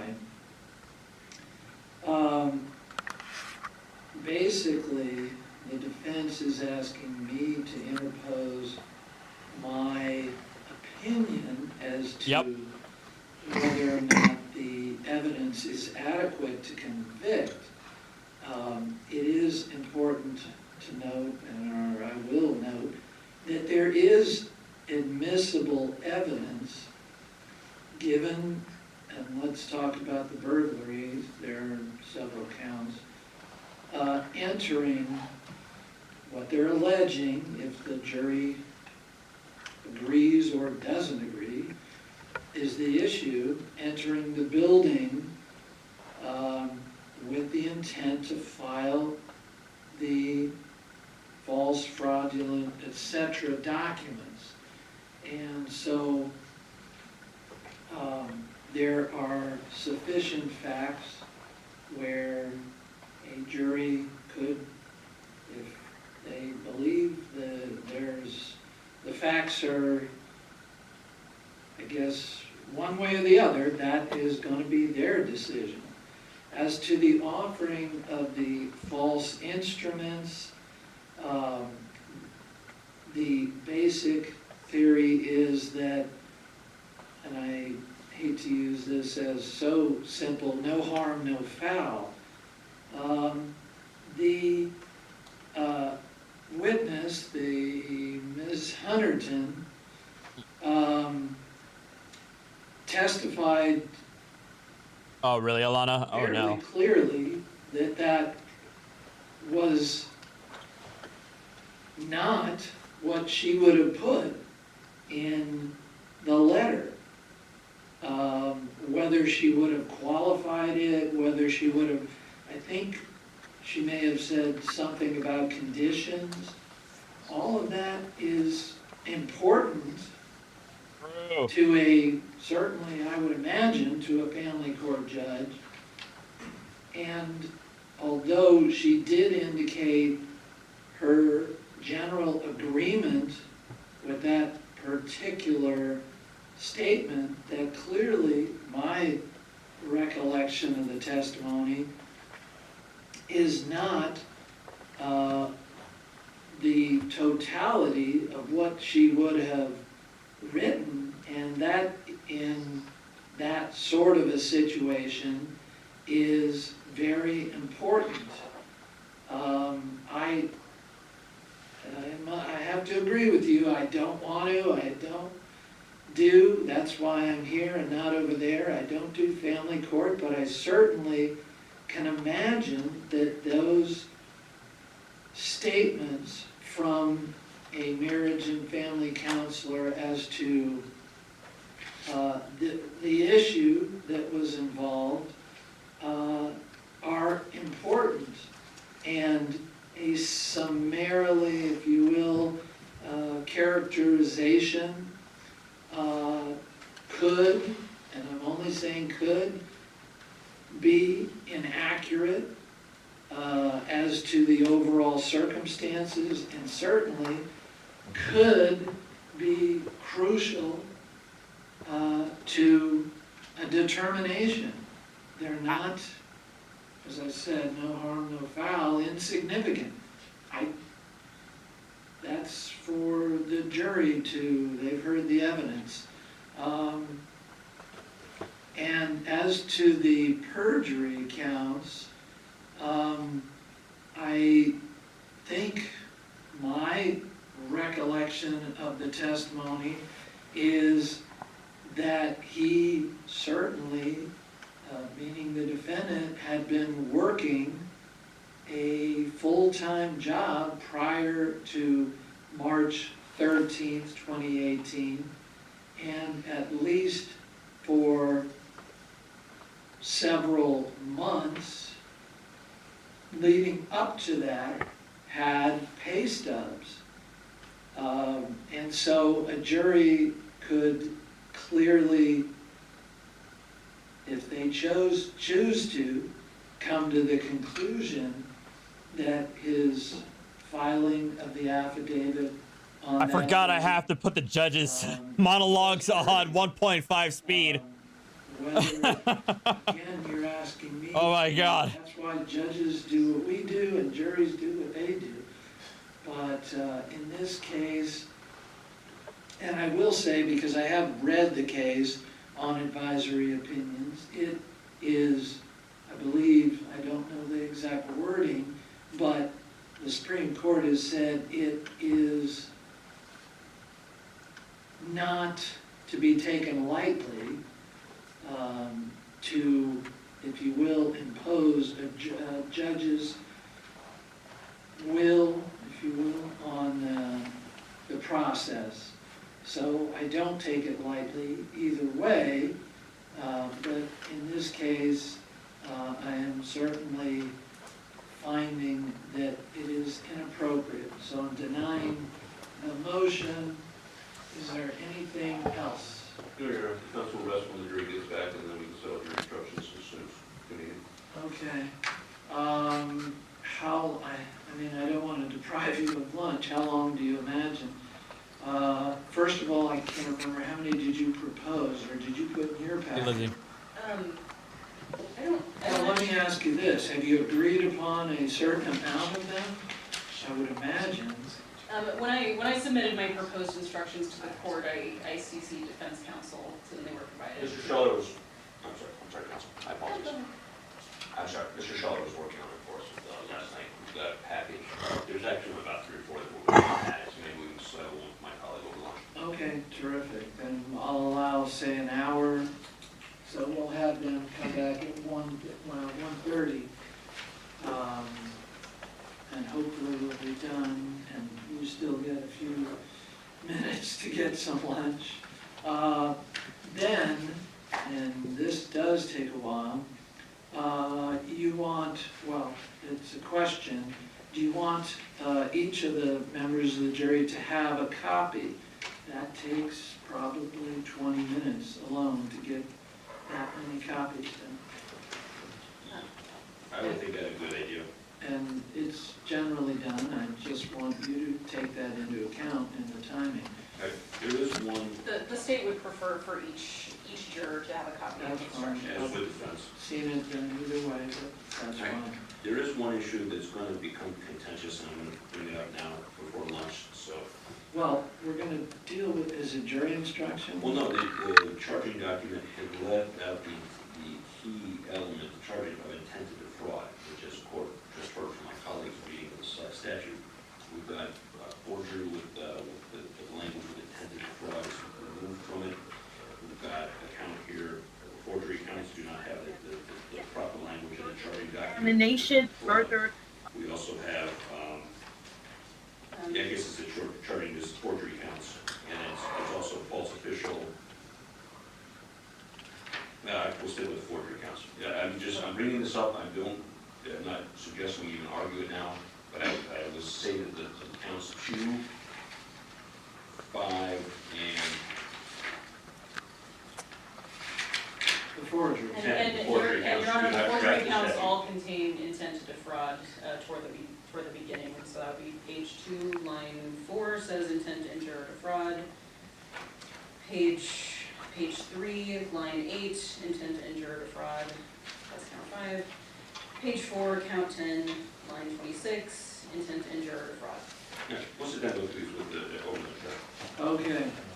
Thank you. Let's bring them in. Bring him on in.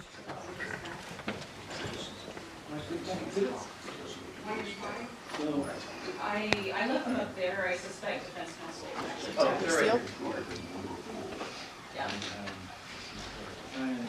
all right.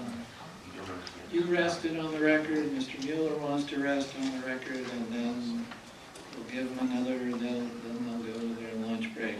And just to refresh your memory, I read to you yesterday the defendant's right to testify. Yes, sir. Mr. McDonald is going to follow counsel's advice and not testify, not because he couldn't bring something to it. He's not articulate and it's mental emotional for this to be understanding. Very well. Please rise for the jury. All right, please be seated. The court has announced the presence of the jury. Yes, Your Honor. Yes, Your Honor. Defense. Thank you, Your Honor. After consultation and review, this case does not need a defense. The defense will rest.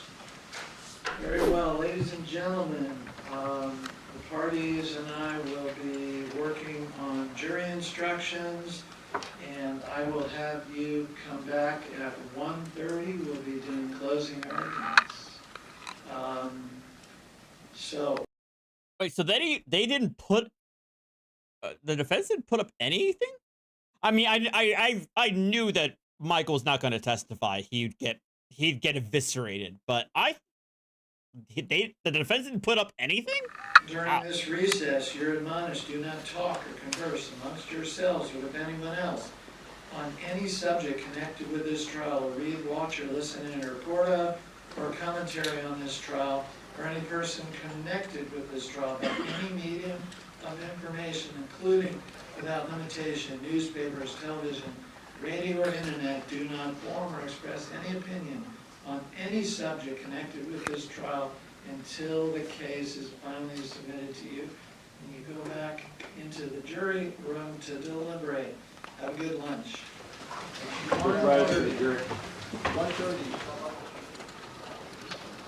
Is there anybody that has a lunch in the jury?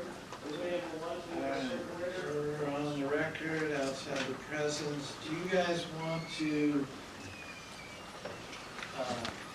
take 20 minutes, 30 minutes, let's say, go get something to eat and then come back? Yes, sir. What's the preference? That'd be great, Ron. So like quarter after. All right, sounds good. Thank you, Judge.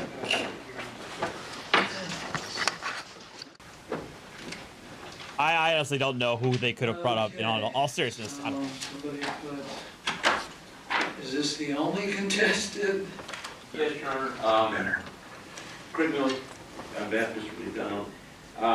We went through the jury instructions. Mr. Scheller did those, and I was deluged by 25 pages of other material I had to go through last night. The one addition that we wanted to add, Mr. Scheller recollected, and I agree with his recollection, beginning at line 6, he found that language that's found in Ratsos versus the United States, as a 1994 U.S. Supreme Court opinion, where specific intent to commit a crime or willful conducts are required, ignorance of the law can prevent the required specific intent or willful conduct from being present. And we don't propose that as anything other than addition to the instruction, which is out of the Nevada standard instruction, ignorance of the law is no excuse. Okay, and that's the only contention of all the, not that, I mean, that's good, that other than that, the state had provided you and me with. Your Honor, what the state has is usually keeps the stock instructions, and it's been the same thing for the last 30 years. They come down with the stock instructions, and defense either adds or complains about one or two. And in this instance, we just believe that specific intent instruction is actually a more correct statement of the law, and it needed to be added. All right, so I'm going to go pull the case because I'm not familiar with that. And since we do have plenty of time, I have found all the time, because there's a standard, if you will, or whatever, they should be gender neutral in all aspects, and nobody's taken the time to do that in many of these instructions, and I will, as I read them, try to do that. But will you go through all of them? And, well, for instance, here on page, well, they're not numbered, but forgery. So we have instruction at the top and instruction at the bottom. So we're going to wonder, well, why is this one different than the rest? So there are problems already, and even though they're small, go through each one of them. And do you have the ability to change them? Are they on your? I can change them electronically, and then maybe I can. Oh my God, there was something to look up, and I completely Right, forgot what I was going to do. well, you can send them to my JEA, and she will copy them. But let's see that those changes are done. And the other thing that comes to mind, Judge, when we have a multitude of charges like we have here, we're up to count 11, I would ask that we put on the verdict form burglary and some clarification of the charge burglary on the date of forgery on the date of, or as it pertains to false statements or instructions. We've got count 1 burglary with no explanation, 4 burglary with no explanation. We've got no, sorry, Judge. Count 5 or 6 with burglary with no explanation. Since the state's theories of liability are varied, I believe that we would be doing equal and exact justice by including exactly what the date and allegation is. Forgery as to what? 100 statement, forgery as to financial. This is 1 or 2 word explanation. As it is 11 counts and with slightly different theories of liability, I think we're asking the jury to potentially come back with a conflicted or inaccurate verdict in that form. And Your Honor, I don't believe that information is appropriate on a verdict form. The jurors will have a copy of the indictment that's contained within the instructions, and that specifies which counts are for which dates and for which conduct. It's not the custom and practice of this jurisdiction to provide much detail in the verdict form beyond the count number and the charge and the option for not guilty and guilty. No, unfortunately, my colleague is preferred, and normally she's right, but when you got a large multitudinous counts, we also have 2 different theories of perjury. And I would think that the document should be a little clearer for the record. And again, Your Honor, all of that information. No. I'll stop talking. Say, they have the Spicy. amended, it is an amended one. Oh, no, it is the indictment. And certainly you are free to discuss those. I assume the DA will also explain or do whatever, but the simpler the verdict form, the better. We get into problems when we start,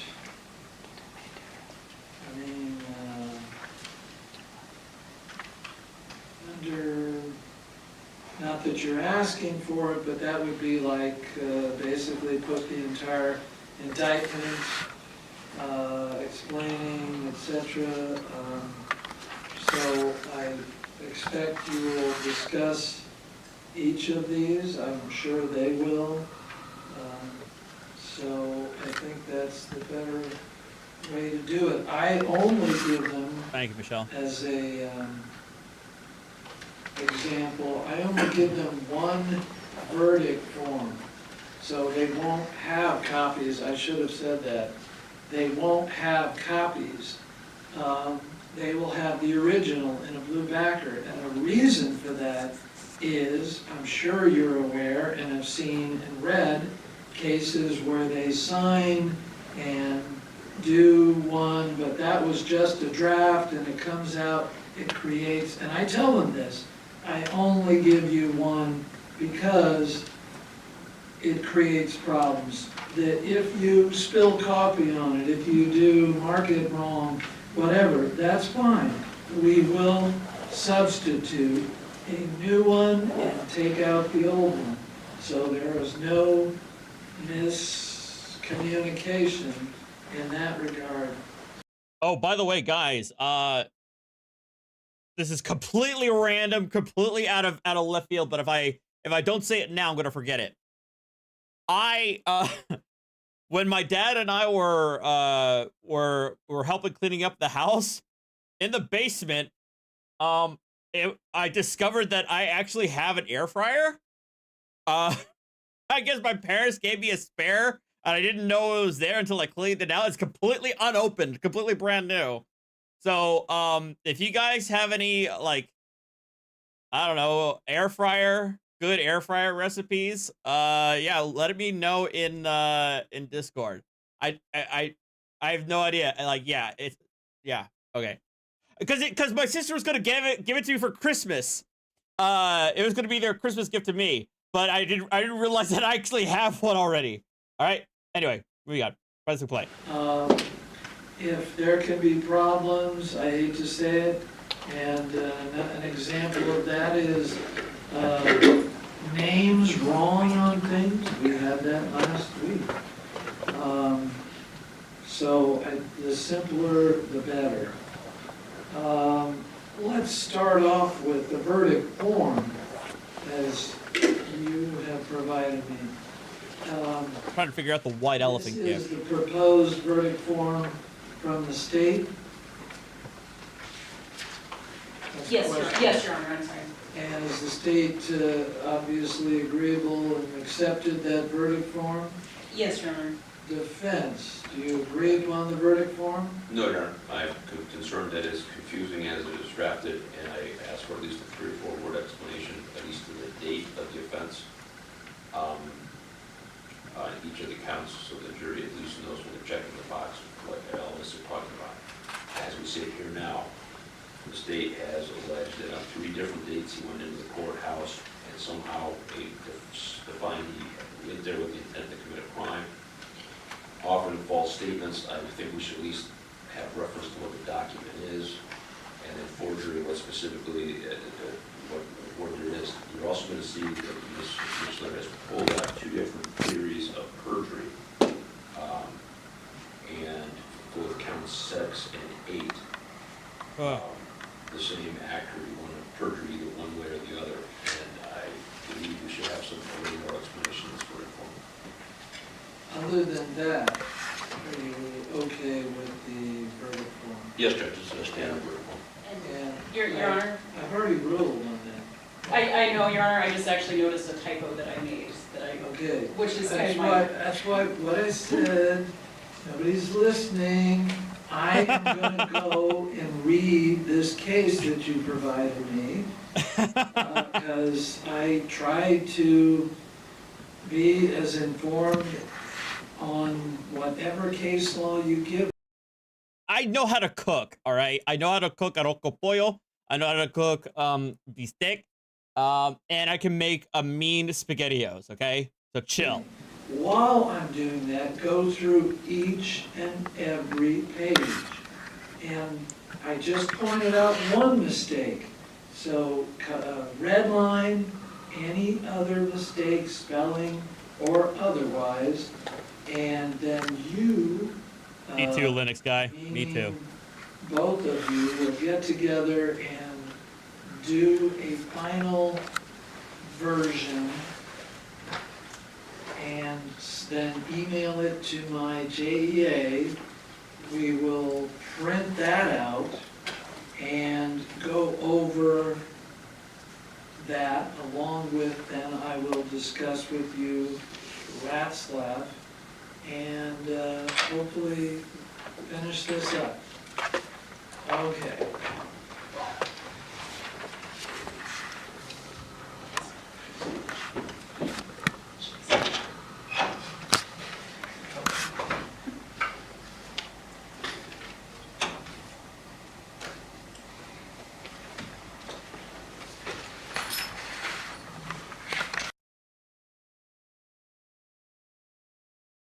All right, what do we got left?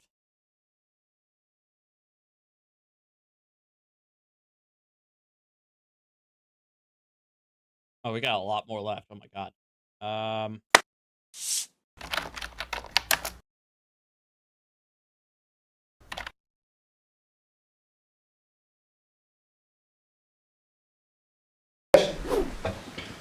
Did you send a... Yeah, send me the any recipes you got in Discord. Tomorrow I'll be doing. Tomorrow I need to go grocery shopping, so I need to get like protein. I need to get protein. I need to get pasta. I need eggs. I need milk. Lots of stuff. So. If you will, final draft to... Your Honor, unfortunately, I haven't been able to get my laptop to connect to the internet, but I have a USB that I can save it to, and then we can print it out from there. If you have a USB, you can give it to the thumb drive, right? You're talking? Yes. Yes, sir. And I would assume you could give it to IJ to print out. Why don't you get her to print? And you've reviewed that, I Yes, sir. assume? Okay, so print that out. What do you think about bacon? Well, give it to Steve. Okay. All right, so as to this proposed or change, it's the defense, so go I do ahead. not eat tofu. Your Honor, thank you. State is alleging several specific intent crimes. This is very unusual. Specific intent crimes are usually pretty obvious. I punch somebody, I hit somebody, I take a gunshot at them, try to run them over with a car, try to kill them. That's specific intent. State's allegations here are noticeably less clear and concise. And Mr. McDonald intentionally filed documents wrong. And rather than documents were simply incorrect, the state cannot come in here and say, these documents were wrong, therefore Mr. McDonald's committed a crime. That's not the law. He's got to specifically intend to file false documents to get for his perjury, and the filing of false documents to exist. And that's one of the law that needs to be clarified very clearly to the jury. Now, this is particularly troubling to this officer of the court, and I've said in openings there, I've said several times, family court is one place where you absolutely don't have any choice. You can get drugged there by anybody, and if you run out of money, you're litigating by yourself. Now, if you don't understand how to do it, or if you're not a very You sophisticated can person. make that argument.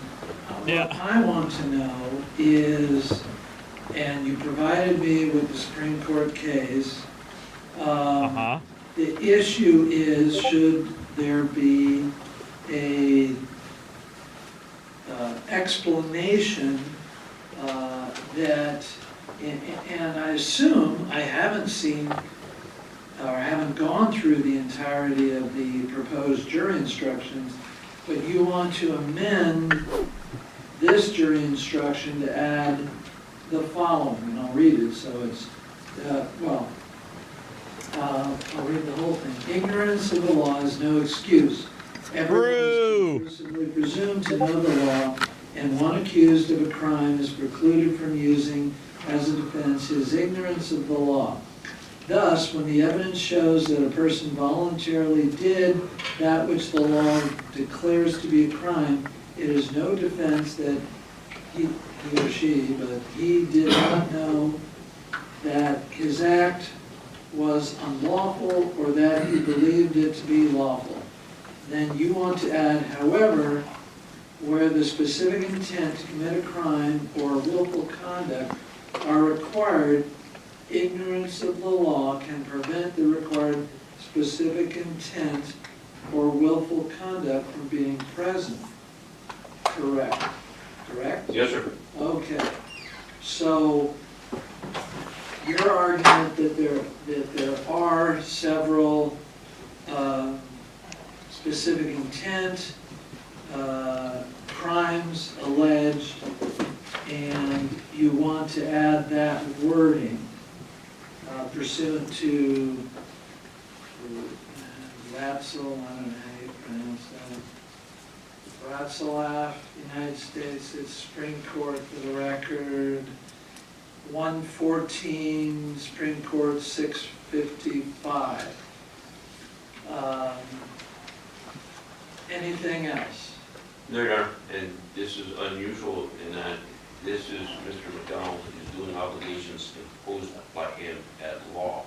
The vast majority of criminal cases are just prohibited from being offense. In this instance, the state is unsatisfied with the way he executed his duties by being hauled into family court, which I believe should give him a specific intent instruction. Well, don't we have a specific intent instruction? Or I should say ignorance of the law instruction. Okay, is there a specific intent instruction? Defining specific intent, no. Yes.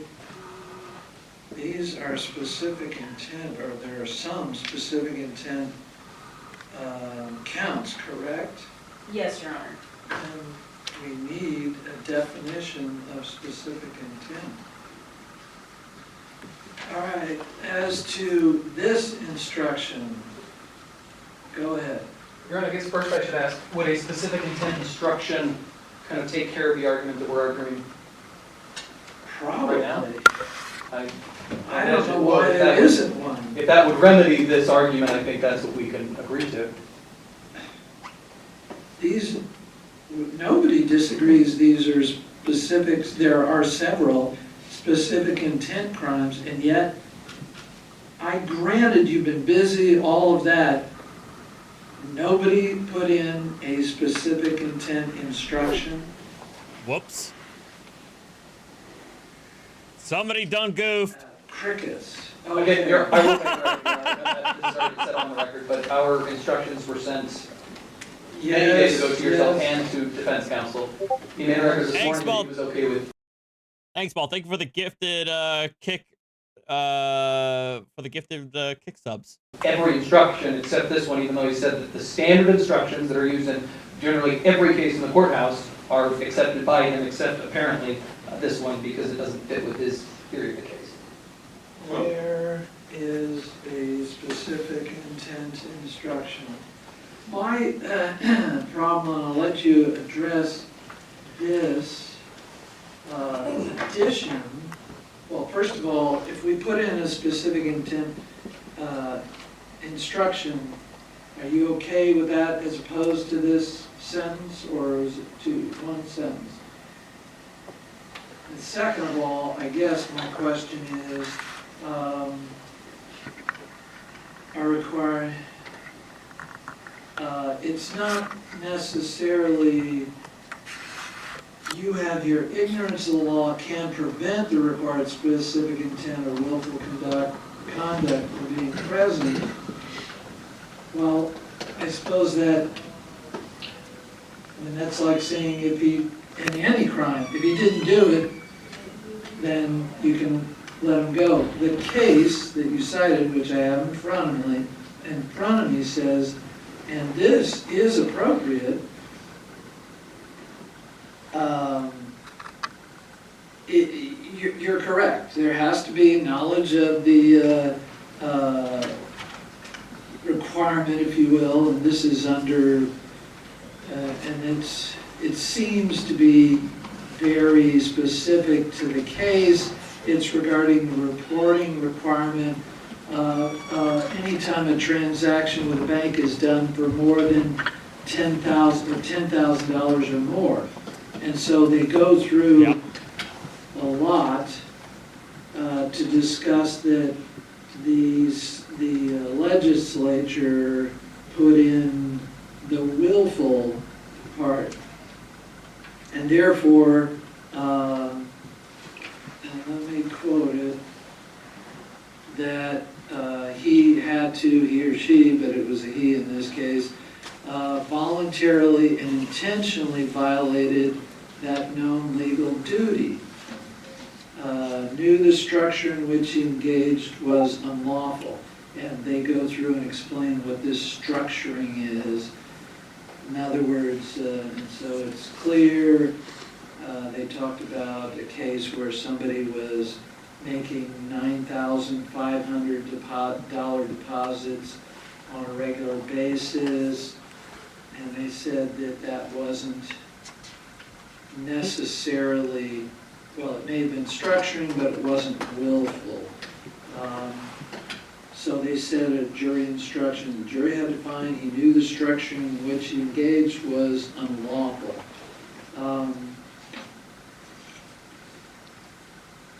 The word willful, and again quoting from the case, word willful means no more than that the person charged with the duty knows that he is doing, knows what he is doing, not that he must suppose that he is breaking the law.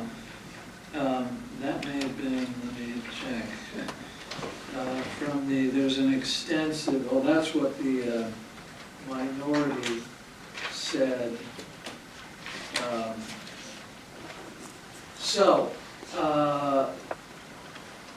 Mr. Oh man, I get, they're both M's. Mr. Mueller, if we put in an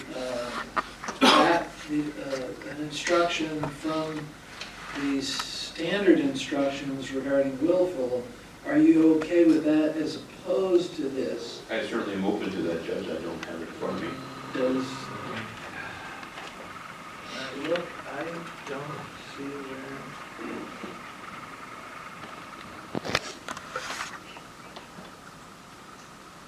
I don't have what I know of a willful. Does the state have one? And, Your Honor, if I could connect to the internet, I could find one very quickly. I can't help you with that. I It know. wasn't in, That's beyond your job. was it in the original packet? The judge cannot No, will the no, Your internet Honor, but we do have a into the standard jury courtroom. instruction, I know, but I would need to connect to the internet to. But we could probably go grab one and get a If paper you give me copy. about 5 minutes, I can go All throw one right, out. go grab one. Okay. Thanks, Frank. And you guys better tell them it's gonna take a half hour because we still gotta get them printed out. I've already told them that court had already started Okay. outside of their presence.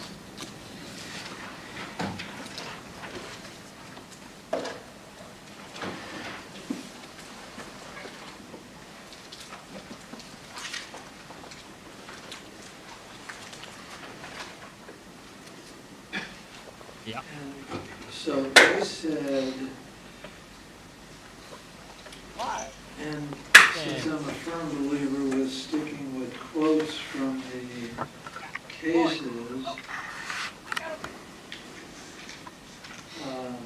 it said he does have to find, if it's willful, and the statute, and again, nobody has actually quoted the statute, but I assume the statute includes the language, the specific language, that the conduct has to be willful, because that's exactly what we're talking about in the Ratzlaff case. They were, I'll quote that statute, a person willfully violated this chapter, ... goes on to explain.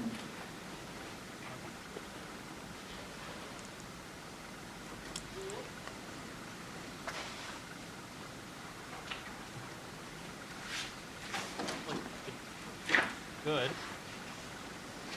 A lot.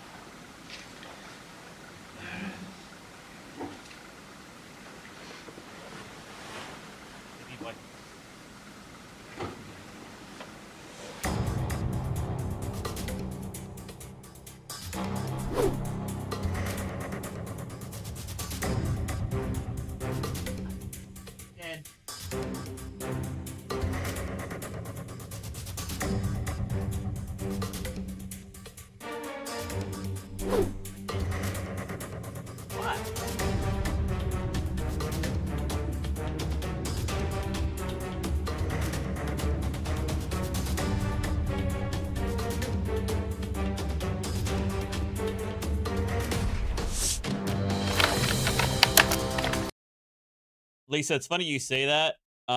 When he was younger, like when he was like a year old, maybe 2 years old, like he would actually groom my beard, little brat, but it was still cute.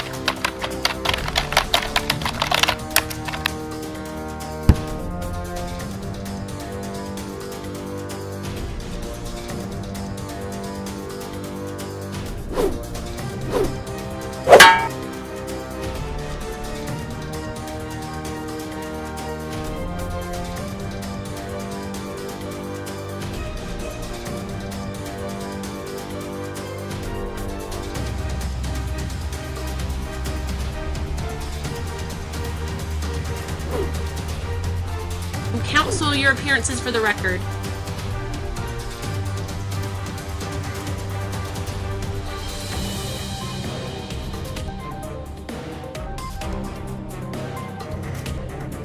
The court has a few comments. Did you find Any that I see. defense? And I don't see any mistakes, right? Okay, so, did you find what do you have? I have a standard Did you give it instruction. I had it emailed to your JDA as well, Your Honor. I showed it to defense. He doesn't have a problem with it. Okay, so, when you say Mr. Mueller, when you don't have a problem, or he's saying you say you don't, does that mean that that is adequate as opposed to your red line here? No, Your Honor, their instruction is a definition of specific intent. I agree with it, I'm open to it, I think it's a good idea that we add it. I do not, however, in any way, shape, or form removes a requirement or request that the addition of conditional language is added to the subsequent instruction. All right, let me see the instruction. Okay.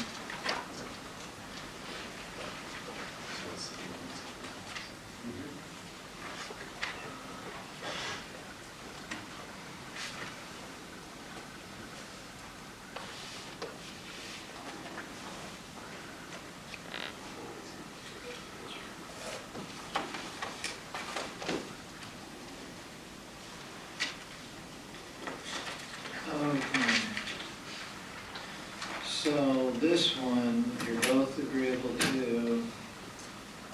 State's understanding is that would be in lieu of the addition to the other instruction. I say, or suggest, if rather in lieu of, it should be in addition to. And if I would propose that the new specific intent definition instruction be added, it should be added directly in front of the one that we propose to have appended, and then they both go back to the jury. All right, so here's the thing I have. However, with a specific intent to commit a crime or willful conduct or required,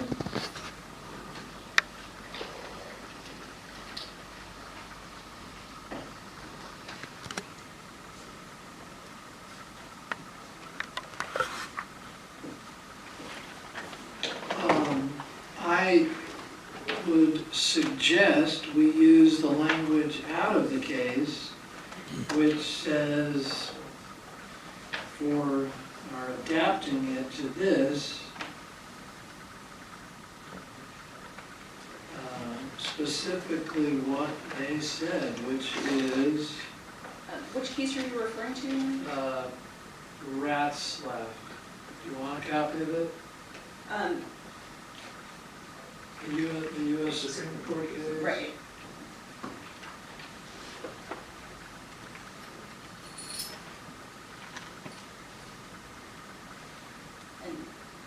They don't do what you did, which is saying more or less, basically, this would be exactly what the opposite of what the minority says.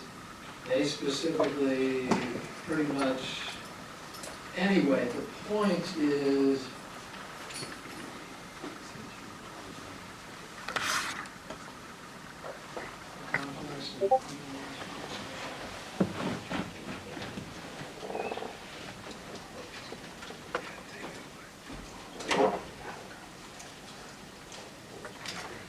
I know.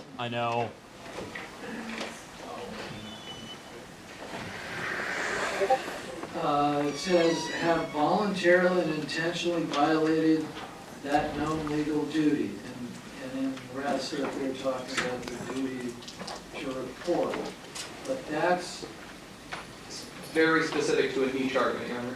Kind of what you went through, that Supreme Court case involves bank standards, antitrust laws. I get that, but it certainly applies here that he has to, because we have the same willfulness in there, that he have voluntarily and intentionally violated that. Oh, Marnie, I see you in chat. I actually have been looking at Jackson Galaxy's tips for cat introductions, so I'm actually kind of way ahead of you there. But like I said, guys, I'm waiting until after Christmas when I'm, fully back home where I'm able to socialize with the newcomer before I start looking. That known legal duty, or in this case, the known legal duty. Correct. The last paragraph, Your Honor, I don't have a line because it's from my phone, but they say, in particular contexts, however, Congress may decree otherwise, meaning that in the first sentence, we do not dishonor the venerable principle that ignorance of the law generally is no defense to the criminal charge. In particular context, however, meaning this very specific niche argument and the context under Ratzlaff, which has some tenable similarities to our case, but nothing close to what is mentioned there. Well, the statute itself, the statute we're talking about, are willful violations, virtually the same. Well, the willful, the legislature here in Nevada put willful, and what the Supreme Court is saying is that willful is not to be ignored.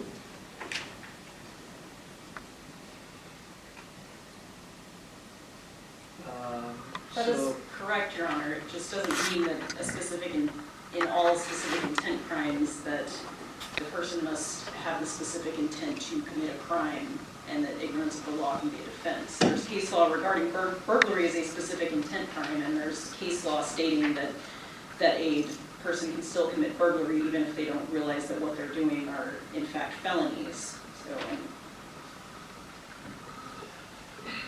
and the state is being kind of blindsided because the state submitted its jury instructions to the defense about a week ago, and now shortly before closing, we're... Believe me, I'm not thrilled. I asked both sides, and certainly you've had no opportunity to do any research on it. I know you have the case in front of you, Your Honor, and you're aware that there's multiple very strongly worded dissents.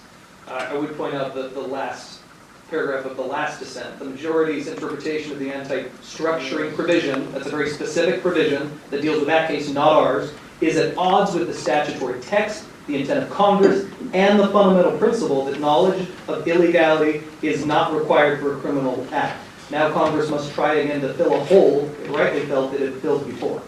So again, they're saying this goes against everything in history, specifically for that case.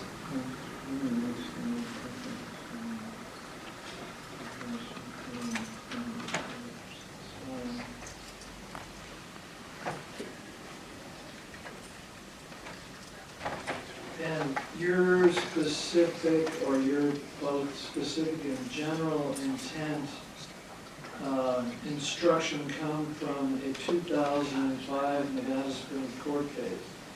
Bolden, are you familiar with that, Mr. Miller? Yes, General Judge, I try to read everything that comes out, but I want to understand, I'm not gonna lie. I freely admit that in 2005 I wasn't doing criminals, so I didn't read it.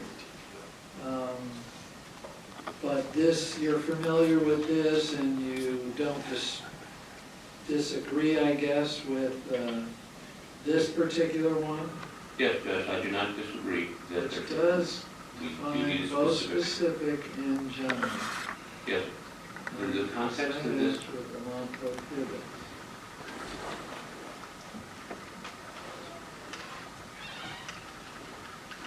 Now, Give me a minute, as I said, I like to be informed. I'm going to read Bolden. You know, it's...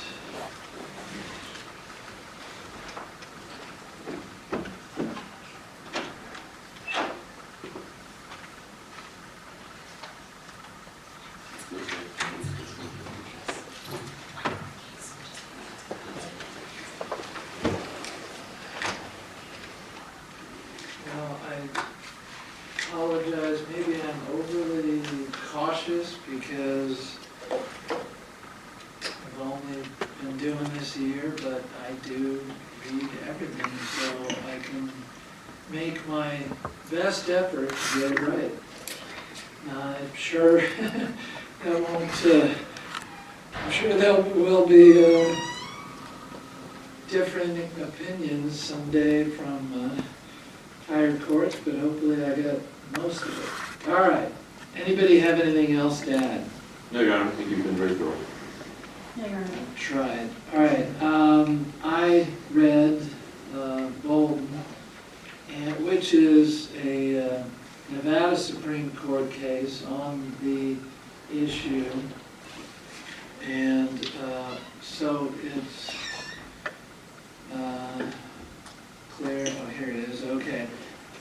It's a 2005 case, so it's clearly 10 years after the U.S. Supreme Court case, and it discusses specific and general intent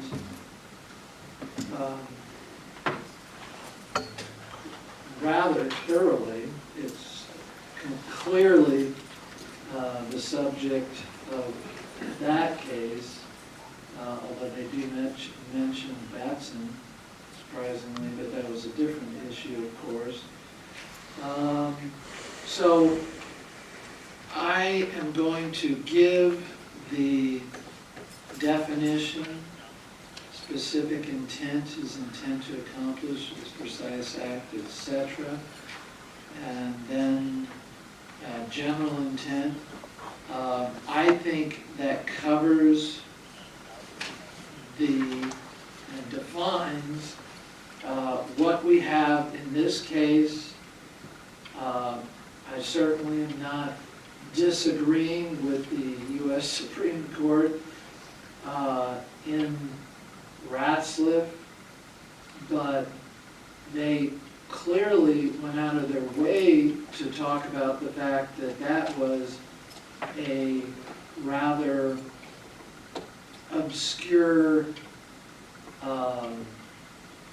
if you will, crime that in fact had to be explained, because they go into everything from the very beginning to explain that the defendant had to be told that had a way to get around the reporting limits of $10,000. And coincidentally, it's a Nevada case. But in any event, Okay, I gotta speed this up. I'm about to pass out because of this guy. How to do it, etc. And the Supreme Court said how the facts were very specific to the case. This isn't, you can't shoot somebody. This is, you can't do a $10,000 transaction where you're taking cash and converting it, etc. This is at 1.5 times speed, and he still sounds slow. They say, and I'm talking the majority, that it doesn't change the fact that ignorance is no excuse. Ignorance of the law is no excuse. So I'm giving this, which would need to be put in without the cite. I'm giving the ignorance. I'm not. Yeah, all right, we're gonna cut to the actual closing arguments. This is ridiculous. Although I don't have a clean copy.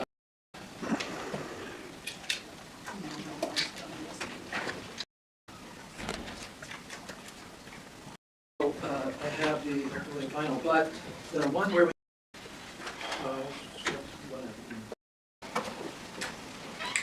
Because it can lead to problems with a letter dated August 31st, 2017, financial disclosure form,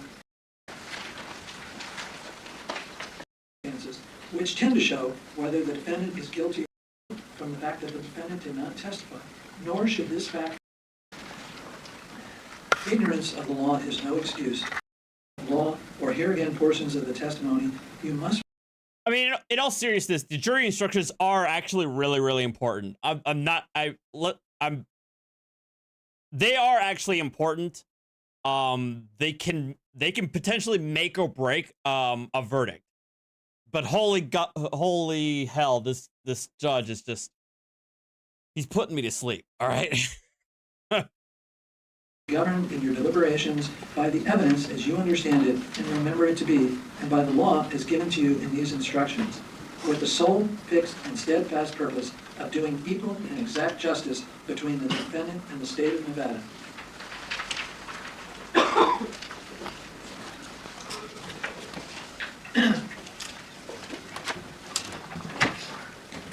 State. Thank you, Your Honor. All right, finally. Ladies and gentlemen, the evidence shows that on September 27th, 2017, the defendant, Michael McDonald, filed in family court a copy of a letter that his therapist, Nancy Hunterton, wrote for him. And had he stopped there, he would have committed no crime, and we wouldn't be here today. But the defendant didn't stop there. Instead of going back to Ms. Hunterton, his therapist, and obtaining a more detailed letter outlining the conditions that Ms. Hunterton felt would allow him to see his children, but ensure the safety of everyone, instead, the defendant took matters into his own hands. And he took the letter that Ms. Hunterton wrote for him, and he added a sentence. I do not believe that Mr. McDonald is a danger to himself or to others. He took that into his own hands, he altered that letter, and then he filed it in his family court case on 3 separate occasions, committing multiple offenses. He filed it on December 4th of 2017, he filed it on March 13th of 2018, and he filed it on March 21st of 2018. When he filed it on March 13th of 2018, he filed it as part of an exhibit list. And in that exhibit list, there was also his general financial disclosure form, in which he claimed, thereby perjuring himself, that he was unemployed and had approximately $800 of income each month, when in reality, he had a salaried position as a systems administrator. And then a few days later, March 16th of 2018, he testifies at his family court hearing, the hearing for which that exhibit list was filed, and he perjures himself again. And he testifies again that he has no employment other than odd jobs, that his income is essentially $800 a month, when in reality, each of his paychecks is over $1,800. Now, in every criminal case, the state is required to prove 2 things. What crimes were committed, and that the defendant is the person who committed those crimes. In other words, what happened and who did it. And I'm actually going to address number 2 first, just who. And I'm not going to belabor the fact because, for lack of a better word, ladies and gentlemen, this isn't really a whodunit. This isn't something like a robbery where it's an identity case and someone needs to pick somebody out of the lineup. At this point, the evidence has shown that it's the defendant's conduct that brings us into court today. You heard testimony from Christina O'Connor, who works at the family court clerk's office. She testified that all of the pleadings in this case were filed at a customer service counter.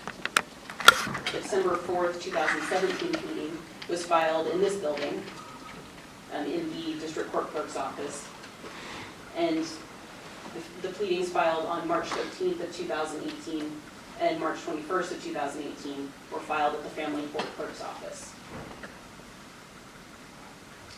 You heard testimony from Brett Sagaski, the marshal who works in this building, and he testified that he saw the defendant on the surveillance video from this building. And when? On December 4th of 2017. That's the date that the defendant first filed the forged letter in his family court case. You also heard testimony from another marshal, Timothy Spees. He testified that he saw the defendant, Michael McDonald, in the filing room of the family court center on March 13th of 2018. It's called the reading room, but as you heard him testify, that's where people go to file their family court documents. That's the same day that he filed his exhibit list. There's the date, and there's his name in the upper left corner.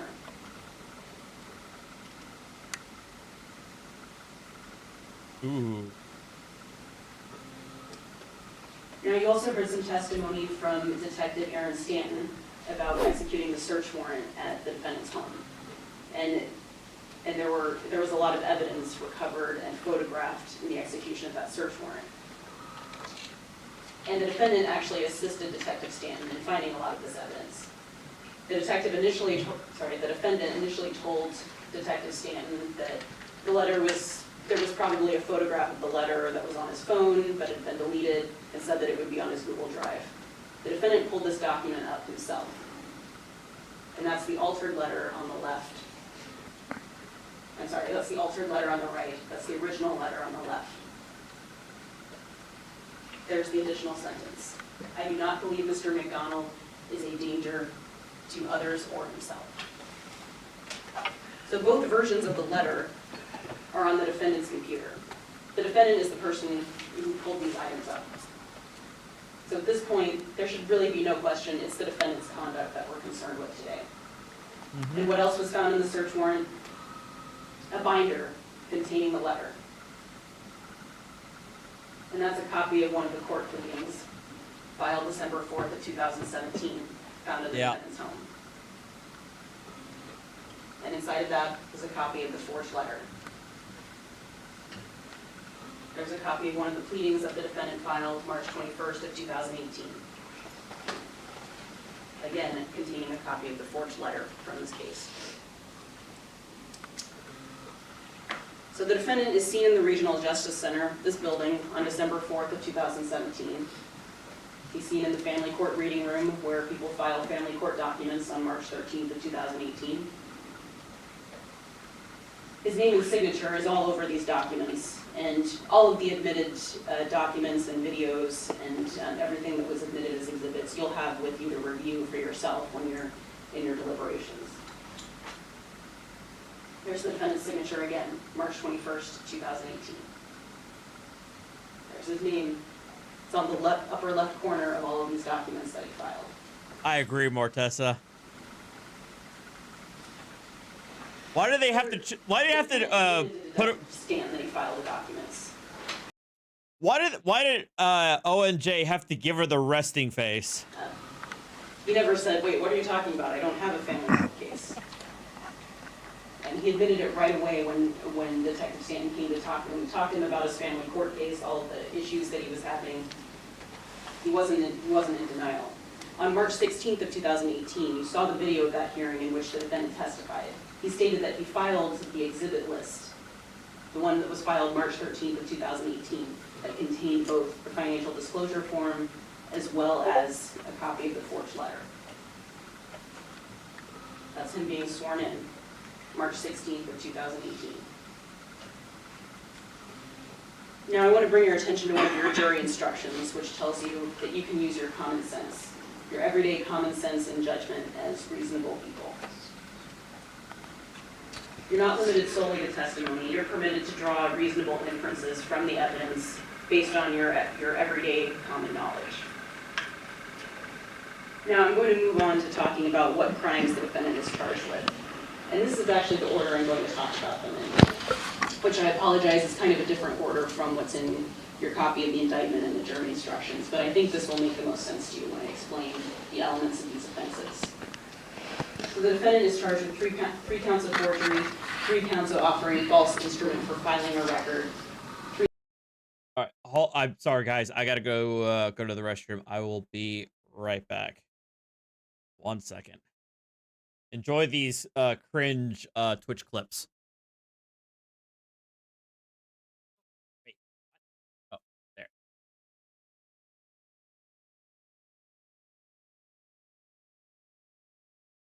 What? Not even working.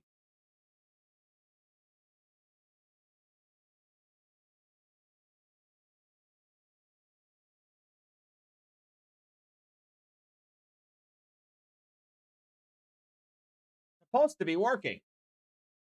Oh my goodness. Gosh, everything sucks. All right, I'm sorry. All right, I'll be right back.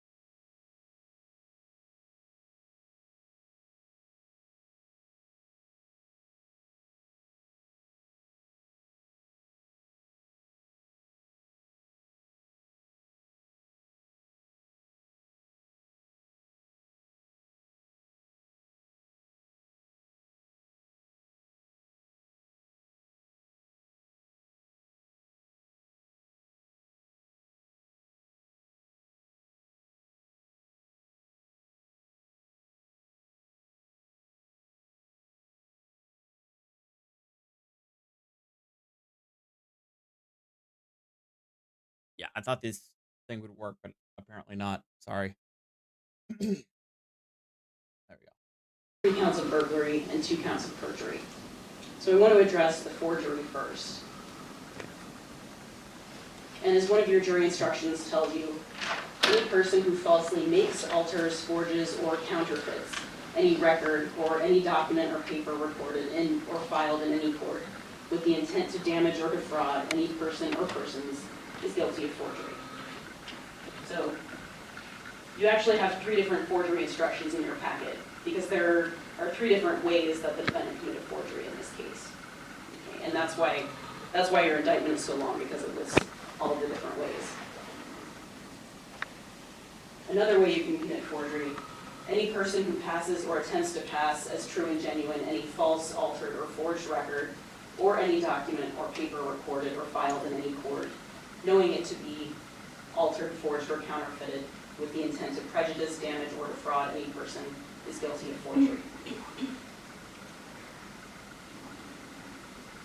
And finally, a person who, with intent to injure or defraud, makes any false entry in any public record or account is guilty of forgery. Now, I submit to you that the state has proven beyond a reasonable doubt that the defendant committed forgery under all 3 of these definitions. But in your deliberations, some of you might disagree. Some of you might feel that what he did was actually altering the letter. Or some of you might feel he did all 3. Some of you might believe that he only did the second version, which is passing off a forged letter as genuine to the court. And it's okay if you disagree. Hey, O and J in chat. All are unanimous. Yes, we do have Chili de Castro next Wednesday. That he committed forgery, regardless of which version of forgery he committed, then you can find him guilty on that count. Shout out to all our Nevada judges. And explain how he's actually guilty of all 3 versions. So there's the alteration of the document that he filed. When the defendant did that, he was committing forgery. When each time he filed a document and passed off that altered document as genuine, he was committing forgery. So on December 4th of 2017, March 13th of 2018, and March 21st of 2018, each time he was committing forgery simply by going to the court and representing that this document was true and accurate, that this letter that Nancy Hunterton had her signature on was actually her letter. And by doing so, he made a false entry into the public record of his family court case. So December 4th of 2017, the defendant takes this document, and contains this forged letter. The red section is the forgery. And I want to emphasize this a little bit because there was some insinuation in the questioning throughout this case that this document isn't really forged because maybe the sentence itself is somewhat accurate. But the falsity of this letter is that the defendant is representing it as the letter that Nancy Hunterton wrote. It's not. She didn't write this letter. The one she wrote did not have the sentence in it that's underlined in red. So by representing that this letter is what Nancy Hunterton said, the defendant was committing forgery. He was passing off this altered document as genuine when it is not. And you heard testimony from Ms. Hunterton that even if she had written another letter, it wouldn't have exactly said this in the first place. But regardless, these are not Nancy Hunterton's words. Okay, this is not the letter that she wrote. It's an altered and forged version of it.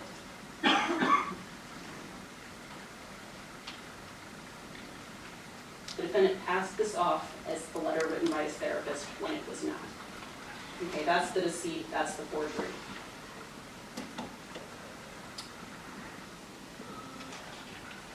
This is the letter that Nancy Hunterton wrote that doesn't have that sentence in it. So this is the genuine letter. This is the false letter. Well. And so the defendant committed this crime, as I said, on 3 occasions: December 4th, 2017, March 13th of 2018, and March 21st of 2018. Each time that he passed off this altered letter as genuine, he was committing forgery. And the last requirement of forgery I want to talk about is intent to defraud. So defraud really just means to lie or deceive. And what was the deception here? He was passing off this letter as something that Nancy Hunterton wrote. Nice, Eldest. I gotta finish Armor Core 6. As soon as the defendant added that additional sentence that she didn't write, it became a forged letter. It was altered. It was no longer true. What he submitted to the court was a complete forgery. Now, offering false instrument for filing a record, this is a somewhat simpler crime compared to forgery. There's no intent to defraud here. The definition here is any person who knowingly procures or offers any false or forged instrument to be filed, registered, or recorded in any public office, which instrument, if genuine, might be filed, registered, or recorded in a public office under any laws of this state or the United States, is guilty of offering a false statement for filing a record. And that's really just a ridiculously long way of saying whenever you file something in a court or other type of recording office that's false and you know it's false, you're committing this crime. And similar to the forgery, he committed this crime on 3 different occasions: December 4th, March 13th, and March 21st. Every time he filed that forged letter, he was committing this crime of offering false instrument for filing a record. This letter right here. Now, I want to talk about the burglary now. And I know some of the more curious among you have probably been wondering why he's charged with burglary. Because I know kind of the common layperson way we talk about burglary is typically when somebody breaks into your house, they're committing burglary. But in Nevada, that's actually not the only way you can commit a burglary. The actual legal definition of burglary in Nevada is any person who by day or night enters any room or building with the intent to commit any felony is guilty of burglary. So the key is just entry into the room or the building with the intent to commit a felony inside that room or building. So entry and intent. So I'll talk about each one of those. So in this case, the defendant is charged with 3 counts of burglary. So that's why there was so much testimony about where these documents were filed. So every time the defendant entered either the room in this building to file his forged documents or entered the family court building to file his documents, he was committing burglary. Do we know that he entered those places? Well, December 4th of 2017, Brett Zagowski saw the defendant on surveillance video inside of this building, the Regional Justice Center, located at 200 Lewis Avenue. That's the day that this document was filed. And you heard Christina O'Connor's testimony that this document, the December 4th, 2017 pleading, was filed at the customer service desk at the district court clerk's office, which is in this building. And Detective Stanton testified specifically that that's room 3317 on this building, in this building. So there's plenty of evidence here that beyond a reasonable doubt, the defendant came into this building, the Regional Justice. Wait, what? Bill, I don't think we'll get a verdict here. I'm ready to call it as soon as she's done with her closing arguments, because we still have Mueller's closing arguments.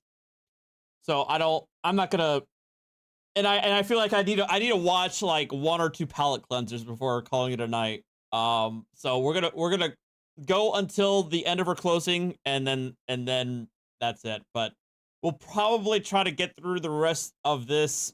Probably not tomorrow's stream, but maybe Monday stream. We might be able to get to the end with the verdict. And entered room 3317 in order to file this document. This document which contained a forged letter. March 13th, similarly, on that date, this document was filed in family court. This document contained the forged letter and the financial disclosure form. Christina O'Connor testified that this document was filed at the Family Court Center, which is located at 601 North Pecos Road, and it was filed on March 13th of 2018. Timothy Spies saw the defendant in the reading room at the Family Court on that date, the same room where people go to file their family court documents. Now, March 21st of 2018 is the last burglary count. That's the date this document was filed in family court. And Christina O'Connor testified that this motion was filed on March 21st, 2018, in person at the Customer Service Center at the Family Courts and Service Center at 601 North Pecos Road. Now, the second part of burglary is intent. Because some of you may be thinking, well, how do I know what his intent was right at the moment that he entered the room or entered the building? You know, I'm not a mind reader. But you don't actually have to be a mind reader. As one of your jury instructions tells you, the intent with which someone does something can be inferred from the defendant's conduct and from the other circumstances surrounding the case. In other words, what a person does can tell you something about what that person intended to do. Okay, so on December 4th of 2017, when the defendant entered the district court clerk's office in the Regional Justice Center, this building, what did he do? Well, he filed a forged document. He offered a false filing to the court. Okay, that's why I went through those offenses before I got to the burglary. So we can tell what his intent was because that's what he did upon entering those buildings. It's not like he worked there and had some other reason to be there. That's the purpose of the district court or clerk's office, is to file your documents there. Okay, so you don't need to be a mind reader. What did he do in room 3317? He filed these forged documents. So when he entered, he had the intent to commit the crimes of offering false instrument for filing a record, as well as to commit forgery. And in order to commit this crime, to have the required intent, you don't have to be thinking to yourself, oh, I'm going to commit forgery right now, or oh, I'm going to commit offering false instrument. No, you don't have to necessarily know exactly what crime you're violating. You just have to have the intent to commit the act. When the defendant, Mr. McDonald, entered those rooms, he knew he was filing a document that had been altered, a document that was forged. He knew what he was doing. He may not have known the name of the crimes, but he was acting knowingly. Now, perjury. There are two different counts of perjury that are charged in this case. So that's counts 6 and 8 of the indictment in this case. So I'm going to talk about count 6 first.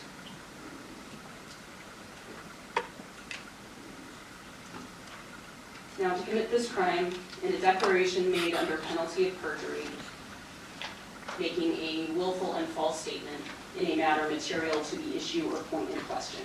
I know it says 2 elements, but sorry, that's a typo. There are actually 3. So first, in a declaration made under penalty of perjury, you make a willful and false statement in a matter that's material to the issue or point in question. So I'll go through all 3 elements. Now, the first one. All right, have a good night, Woodwork. And so what I'm talking about here is the financial disclosure form. And this may be a little different from what you think of typically when you think of perjury, but it's not just testifying in open court. It can also be when you sign a document. And this is a snippet from Exhibit 5, which contains the financial disclosure form that the defendant signed. And on this form it states, I swear or affirm under penalty of perjury that I have read and followed all instructions in completing this financial disclosure form. I guarantee the truthfulness of this information. I may be subject to punishment.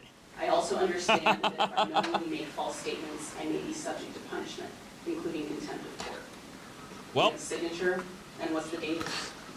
March 13th of 2018. And you heard some evidence that the defendant, Mr. McDonald, may have filled out a financial disclosure form back in September, back before he was employed by Logistics. But what is the date on this form? March 13th of 2018.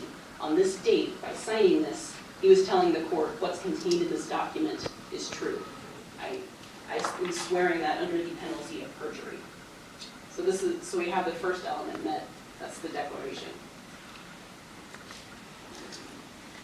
And we know that it was false because this is from another exhibit, the Logistics employment records, which show the defendant was hired on October 23rd of 2017. He had a salary of $47,500, and he was a full-time employee. He was a systems administrator. But this is what he put on his financial disclosure form. Gross monthly income, 0. My gross yearly Zero. is 0.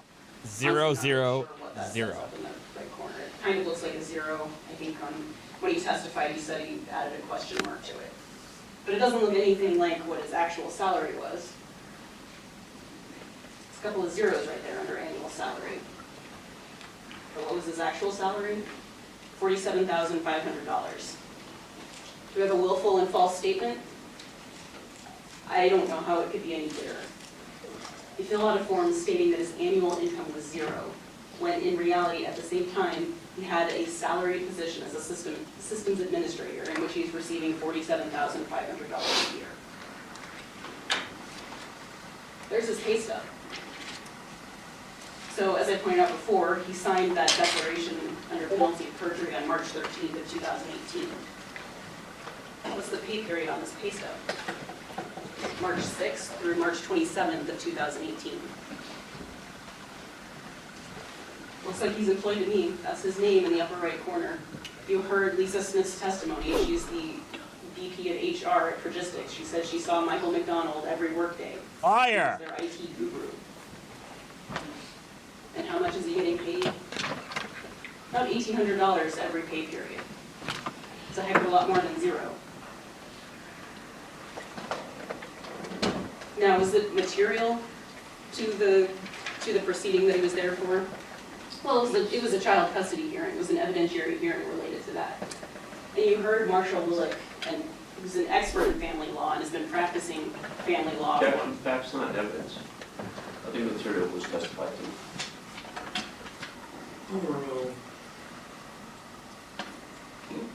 Now, what I mean by material, Right on to O and J. essentially that it was important, that it was related to something being decided at the hearing. If Michael McDonald had just, say, accidentally said he was born on October 21st of 1983 instead of October 22nd, we wouldn't be here.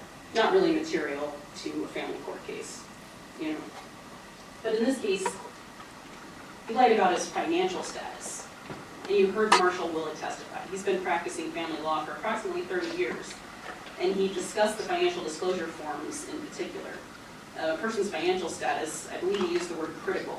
He said that it was critical to making determinations regarding child custody, child support, spousal support, all kinds of family court issues. This wasn't some minor matter that he made misrepresentations about. This was something that was very critical to the proceedings, that Mr. McDonald, the defendant, was purposely and deliberately deceptive about.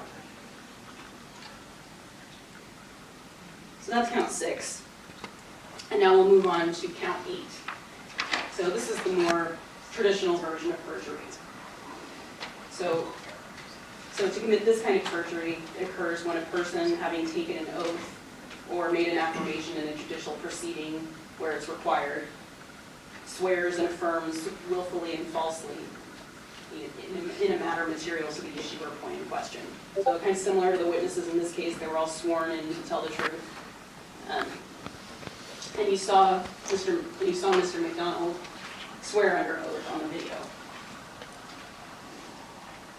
So again, these are the 3 elements: swearing under oath, giving willfully and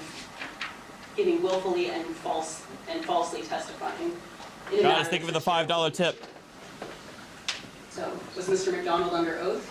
Yes. You saw him get sworn in on a video on March 16th of 2018 in family court. There he is raising his hand. Was his testimony willfully false? Well, he testified that he was unemployed, other than having some odd jobs. And this wasn't some minor mistake. He didn't say that he only made $1,807 on one paycheck when it was really $1,808. What he actually said was that he was not employed, that all he had were odd jobs. And in reality, he had a full-time position as a systems administrator at Progistics Distribution. He was working there since October 23rd of 2017 and was still working there on the date March 16th of 2018, which was when he testified. He testified that his average monthly income was $800. And at various points, it seemed like he was saying it was $800. At some points, he said it was $0. Sometimes he seemed to be hedging it, but he clearly didn't say it was anywhere near what it actually was.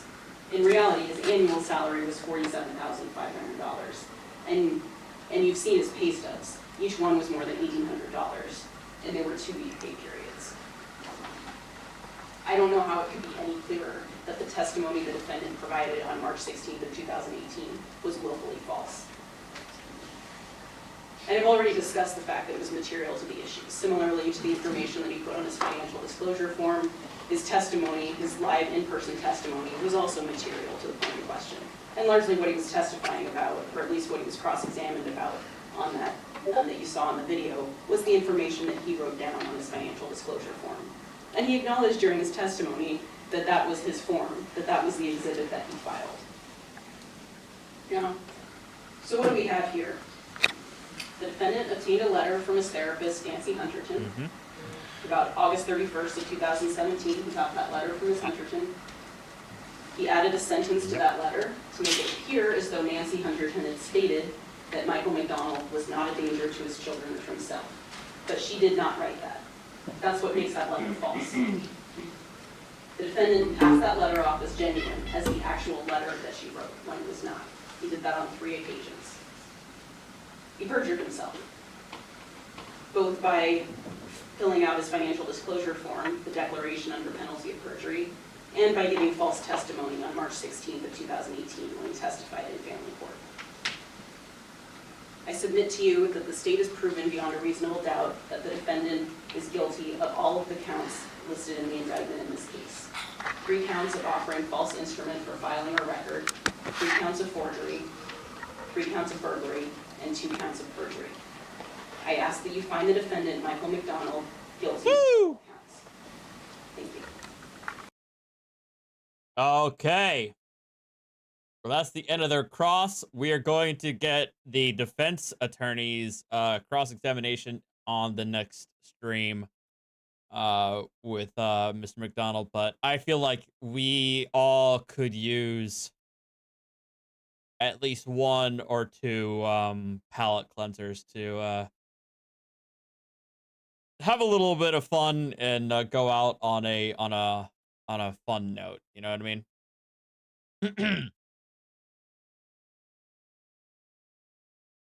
I've actually seen that DK has actually a lot of good stuff on there.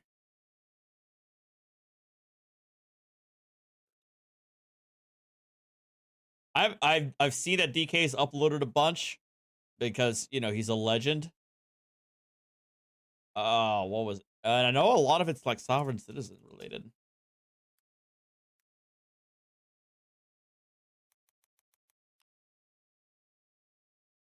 I have a Jassa, I've heard of the opening statement where the opening statement prosecutor referenced the anime Bleach.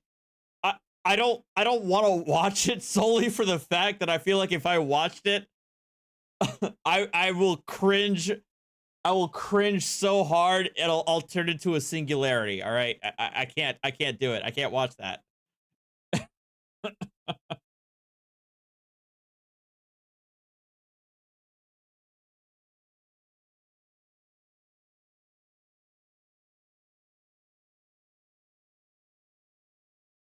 Oh God, is that Anselmo? He's back? Oh no. No, he's one of those. But he's supposed to give his name. That's why he has an ID. Oh God, he is. Oh, it is it's Anselmo.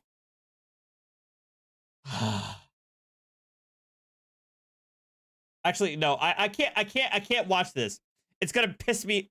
No, this isn't gonna make me laugh. It's gonna piss me off. I can't stand him. I can't stand him at all. It's actually gonna get me angry. Yeah, you're right. I need this to be fun, not drive me into a rage. All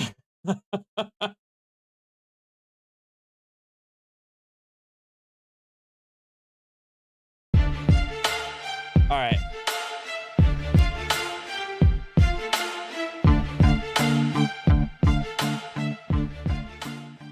Welcome to the Dummy Kruger channel, everyone. Today's video brings us to a traffic stop in Kershaw County, South Carolina, where we have not 1, but 2 traveling travelers exercising their God-given right to fall for the silliest of scams out there today. I am, of course, referring to sovereign citizens and their truly moronic ideology, which posits that one doesn't need a driver's license, registrations, or insurance to drive on America's highways. The action on this one starts right away, so before we get started, please remember to subscribe, get notified, like, and comment below. Let's jump right in. All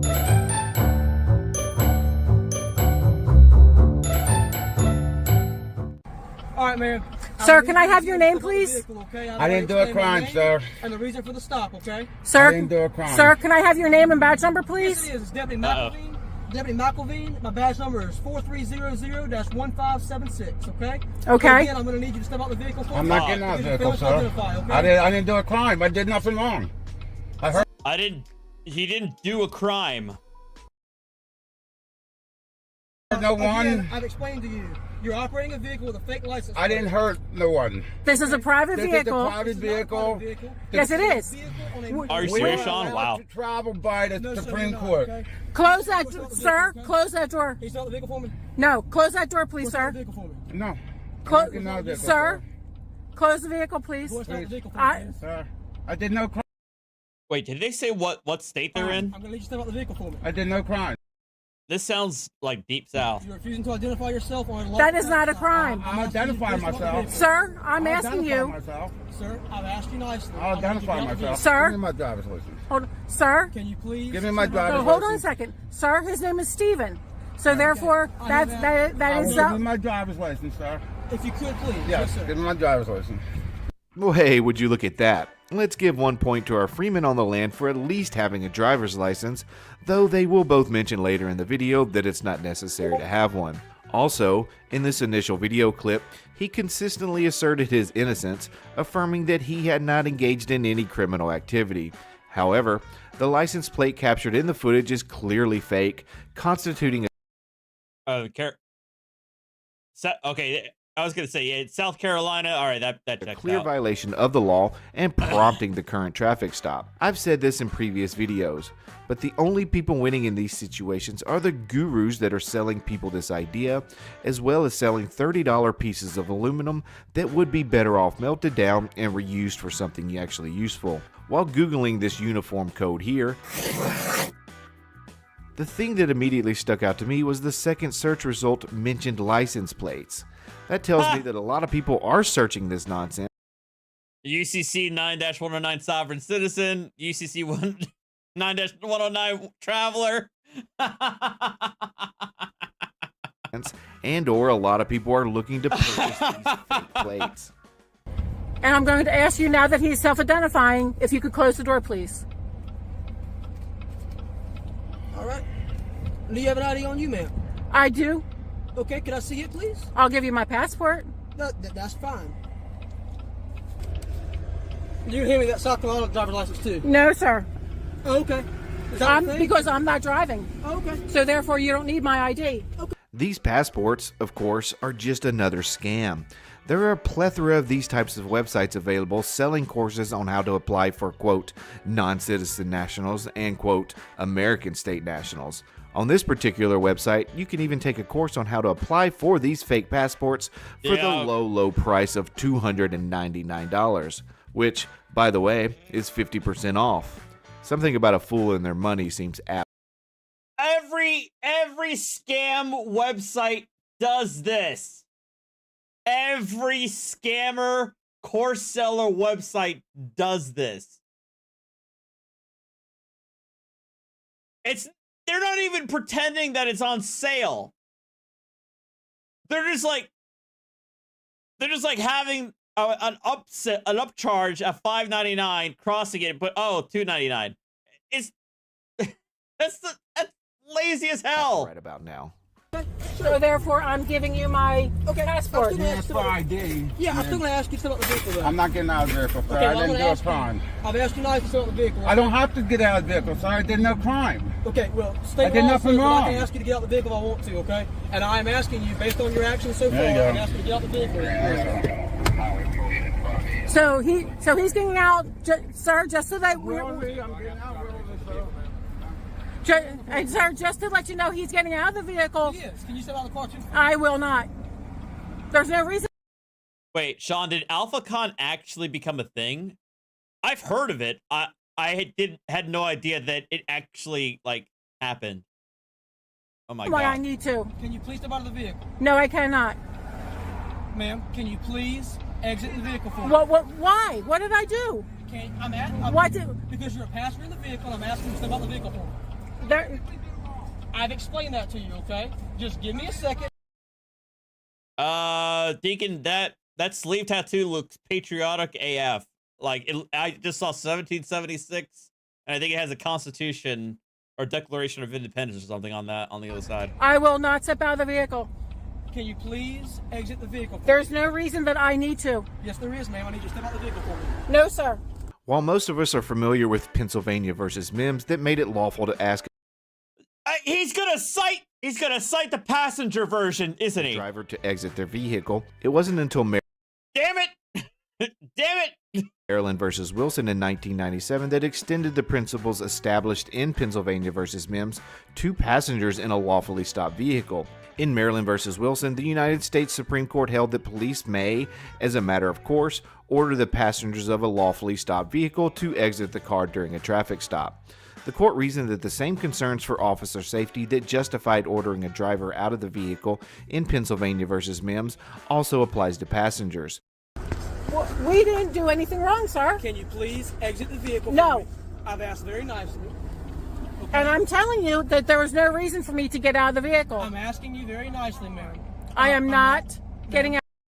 Like I said, in New Jersey, it's probably different in other. It could be different in other states, but in New Jersey, cops need to have a separate probable cause in order to ask a passenger for their ID.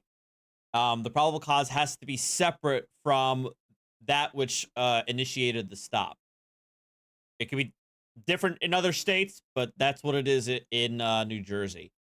But however, in New Jersey, this still applies. In other words, the cops can ask a passenger to get out of the vehicle.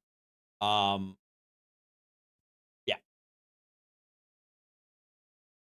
of the vehicle. I've asked you nicely. This is a lawful order. I have not done a crime. I'm not driving. We are traveling. Excuse me, sir. So what I'm gonna tell you is, based on both of y'all's actions, I don't feel comfortable with anything in this vehicle right now.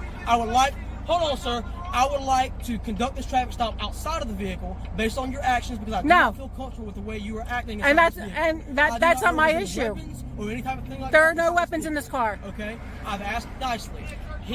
I'm not searching it, sir, but I'm asking you to please exit the vehicle. I will not exit my vehicle. I feel safe here. Okay.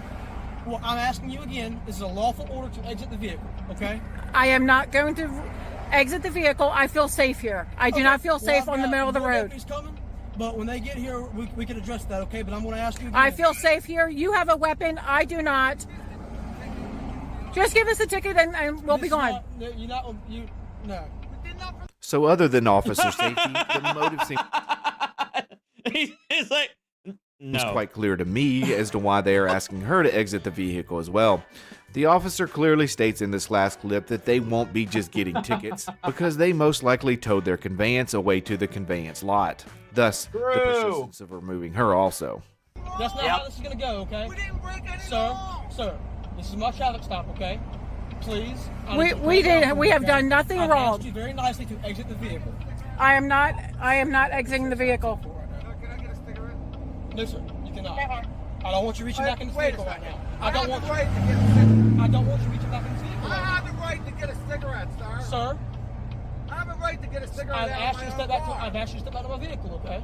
The right to a cigarette is one of those fundamental rights that make the United States what it is today. As a matter of fact, I'm quite sure it falls under the Third Amendment that News Now Tight Pants is constantly blabbering about. I'm asking her to get out of the vehicle. As soon as she gets out of the vehicle, yes, sir, you did. What did I do? Operating a vehicle with a fake license plate. There's no license plate on this. This is a private vehicle. Again. And therefore, again, ma'am. This is a private vehicle and we are traveling. We are traveling. We are not driving. We are traveling. We have the right to travel, and the Supreme Court of the United States has ruled. Yeah, I was gonna say, with Dummy Kruger, and somebody posted it in the comment section of it. Passport cards are actually a thing, but the problem is that Dummy Kruger is like half right.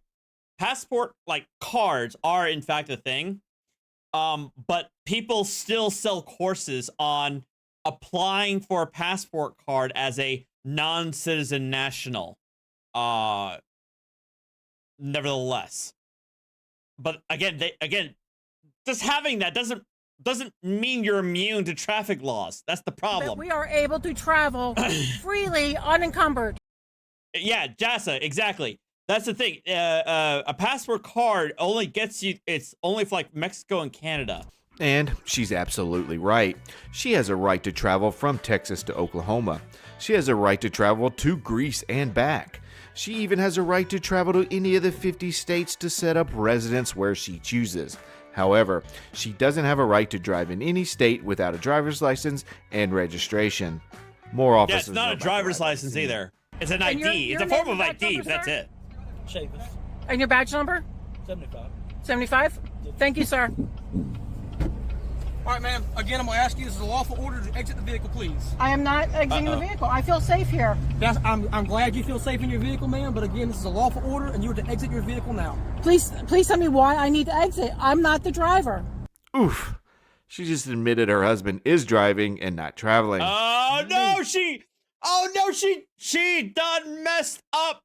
She called the driver a driver. Well, they now have jurisdiction. Everything fails.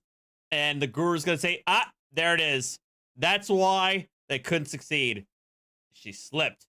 If she had not said the magic word, they would have gotten away with it. Major fail. Yes, you're a queen.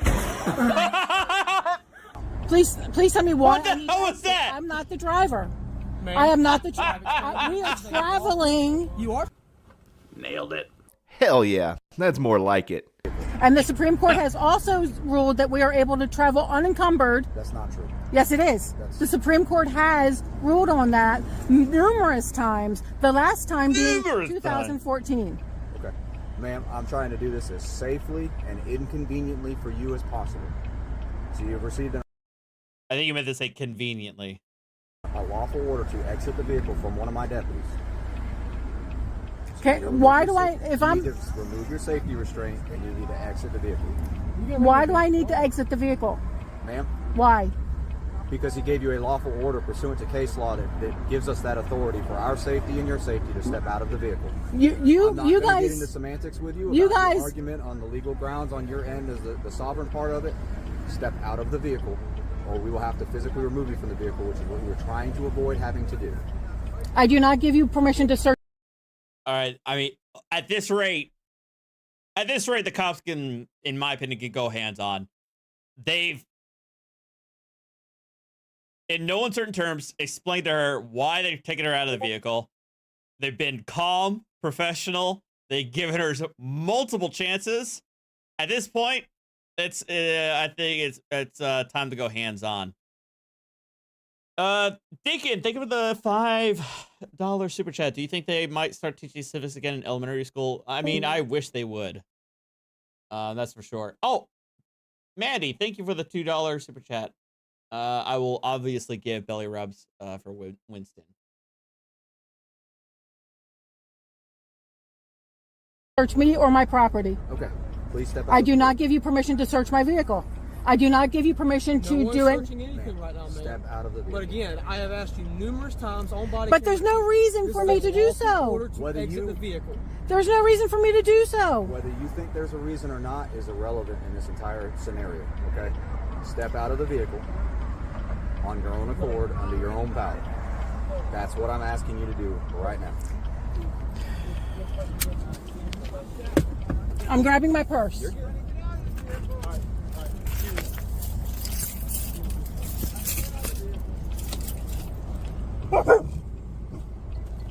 Doggo!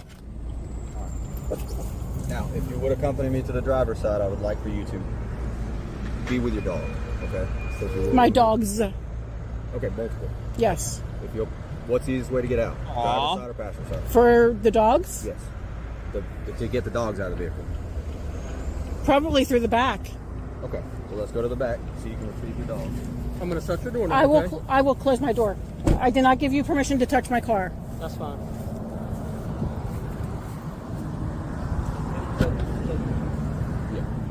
Unfortunately, the video ends. Marnie asked, Artie, where did the show me the law thing originate? That would never have occurred to people that say on the traffic stuff for all the history until now. Well, I mean, if you're talking about sovereign citizen, like right to travel stuff, I mean, that's been around. I mean, Juan Galt would probably be more versed to answer that question because he's like an OG. But I would say the whole sovereign citizen thing started in the late 60s. But that's more of like the tax protester, posse comitatus thing. In terms of the right to travel arguments, probably in the 70s, maybe. Here. However, the fact that they were making her remove her dogs also lends credence to why I believe they towed their vehicle away. Although there is no video documentation of the events that transpired afterward, thanks to the magic of the interwebs and the fact that Mrs. Sopsit did not invoke one of her actual rights, the Fifth Amendment, I was able to ascertain what occurred. Per Kershaw County, Stephen was arrested on November 22nd and charged with failure to maintain insurance, operating a vehicle with missing or incorrectly displayed tags, and failure to register their vehicle. Hopefully these two will inquire a little deeper on the return policy for these fake-ass plates, but I doubt it. Alright everyone, I think that's where we'll wrap up today's video. If you like what you saw and want to see similar content in the future, please do remember to subscribe, like, and comment below. This is Dummy Kruger, and I'll see you guys on the next video.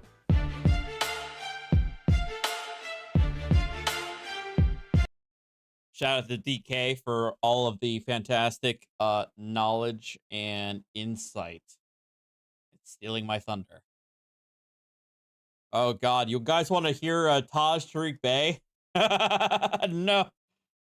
Billions, not millions, of notes. Thank you for the $5, excuse me, the $10 super chat. In your opinion, should kids learn civics and law when they're young? In my humble, I think we are a disgrace behind. I would agree with you, Deacon, that we do need better. I feel like we need better civics courses. Especially at the local level. I think the problem is that the civics that I learned was primarily like a national review. You know, what's Congress? What does the executive do? What does the judiciary do? That type of thing. I feel like civics doesn't do enough to teach people about the local stuff, like your municipality, your county, your state. So I would agree that we need better, more comprehensive civics courses that teach people more on the local side. Here is suntanning lotion. To make claim. Wait, what? And to protect themselves from the sun. Because remember, as we've gone through the futon belt, which we told you years ago, the sun is now, if you all pay attention to the sun, it looks more white. It sure does. It don't look yellow like it used to. Many of you have noticed that, but you may not knew what's happening in the solar system. Those who know the history know. The cosmology know is because we've already gone through the futon belt. And our arc wave is closer. The futon belt? So you have a different energy field. Therefore, all things that were created in the third dimensional density of the Piscean age can't survive. This is why the hybrid European is putting chemtrails trying to block the sun. He's buying time. It ain't going to work, but he's buying time. So because he's trying to buy time, what is he doing? He's messing with the weather patterns. Who's he? You know, they talk about harp, the angels doing harp in heaven. No, harp is an electrical system of magnetic waves that they're casting off the cloud, off the stratosphere. Oh, the weather machines, yes.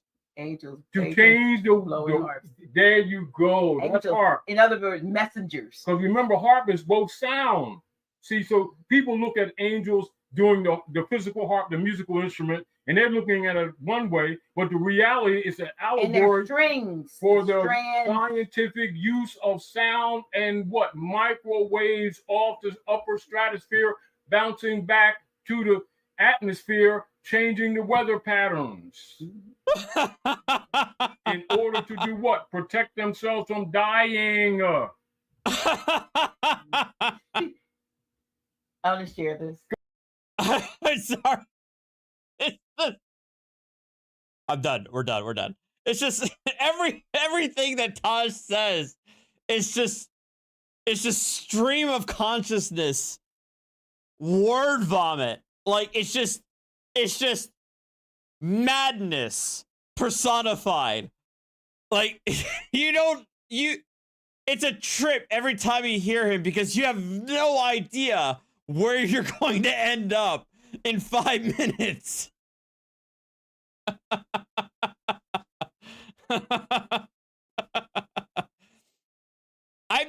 I'm not gonna subject you guys to any more of that. It's just he's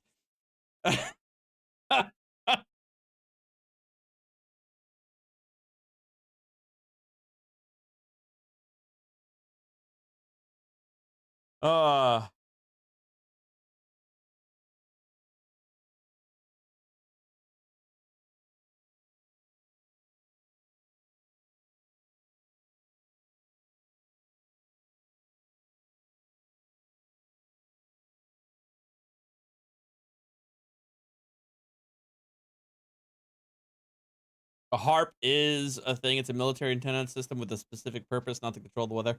I mean, I've always associated like harp as in, you know, the capital H-A-R-P or H-A-A-R-P. I think I've seen that too. That it's associated with like controlling the weather and also controlling people's minds, you know. Yeah.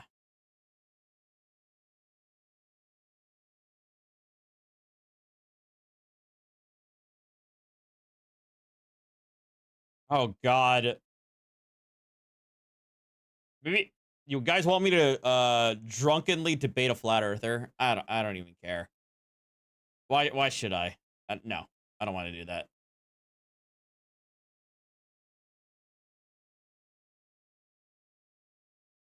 I mean, because I feel like all I'm gonna do is just shit post and troll.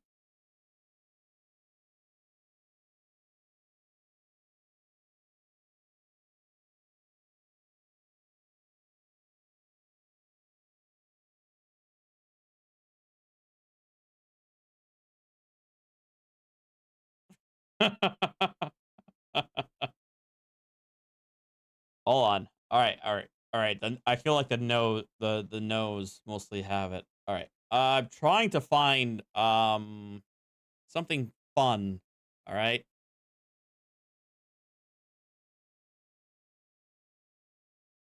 Yeah.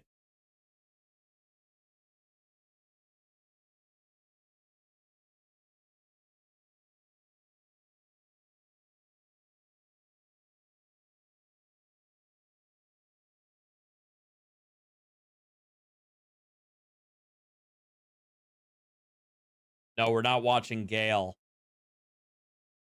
I'm still no. No. Gale. No. Gale.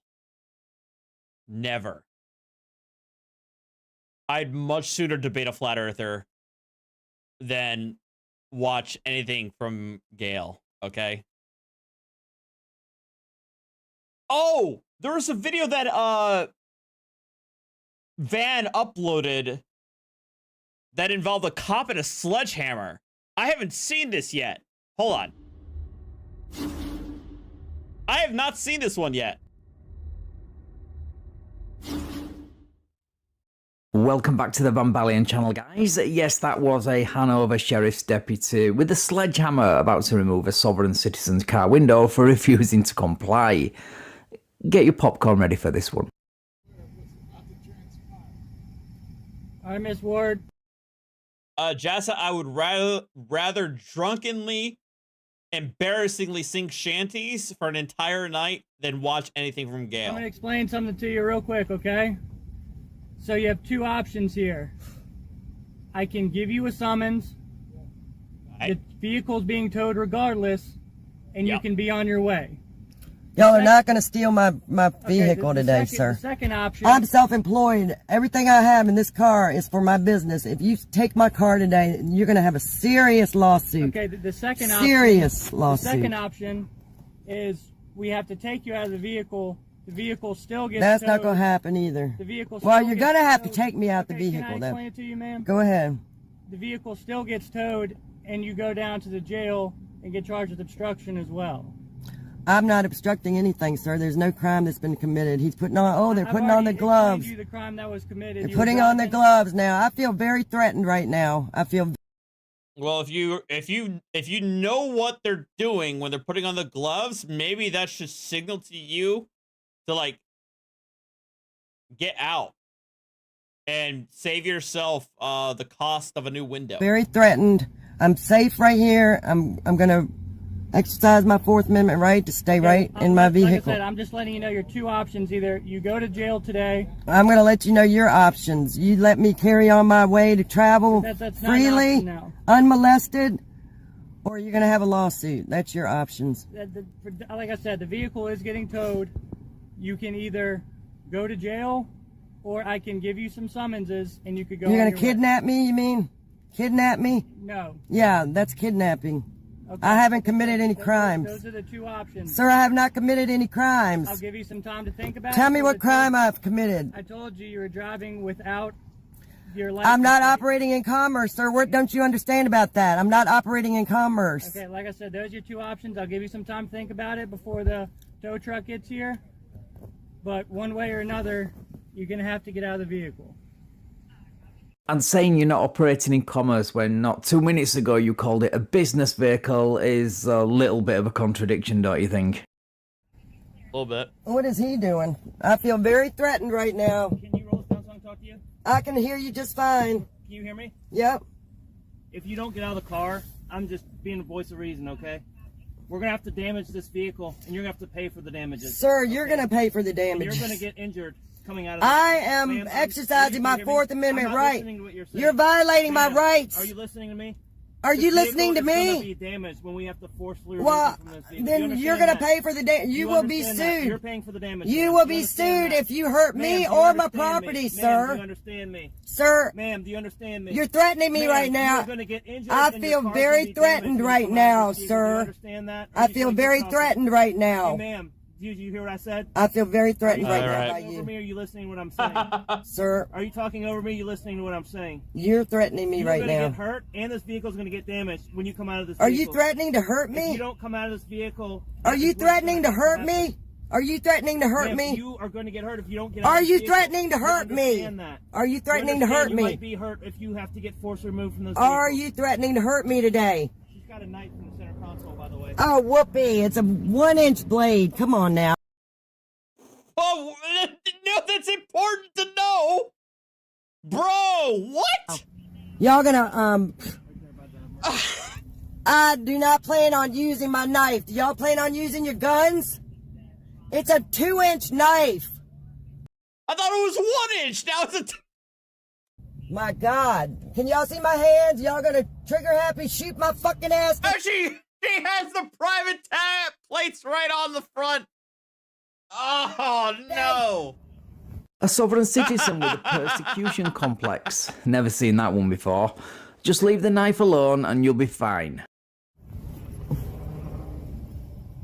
Oh my God. Ma'am, like I said, if I am exercising my Fourth Amendment right, sir, to stay right where I am in the safety of my private vehicle. Okay, but If you feel like you need to take me out and hurt me, you go right ahead and do that. Okay? If that makes you sleep good tonight, go ahead and fucking hurt me right now, okay? I don't want to hurt you. Yeah, you do. Yeah, you do. Look at you, y'all. Y'all got gloves on. Y'all want to hurt me. Uh-oh, here it comes.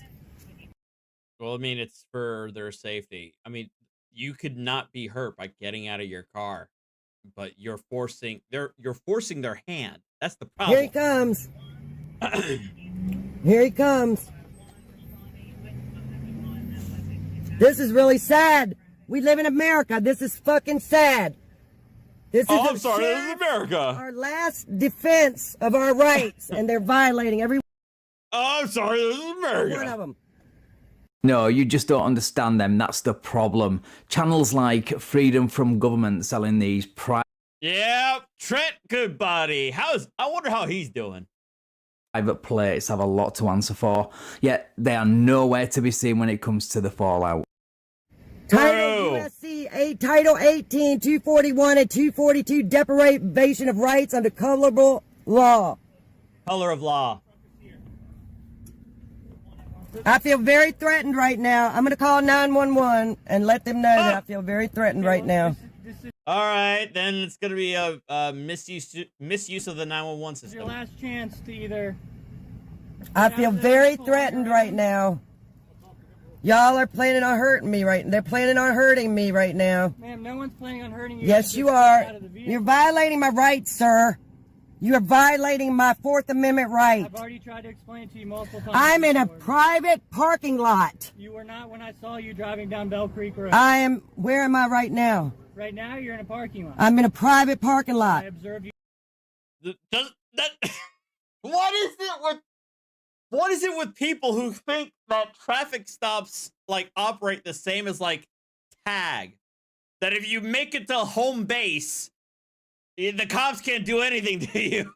You driving on Bell Creek Road and conducted a traffic stop for no license plate being I pulled over before you even put your lights on, sir, so lie again. I pulled over before you put your lights on. Did I not? Did I not? Maybe, but that doesn't mean they can't then pursue you onto private property to hold you accountable. If that's how the law worked, then it wouldn't be all that effective, would it? Sovereign citizens are so dumb. I want to get y'all. I want to get y'all.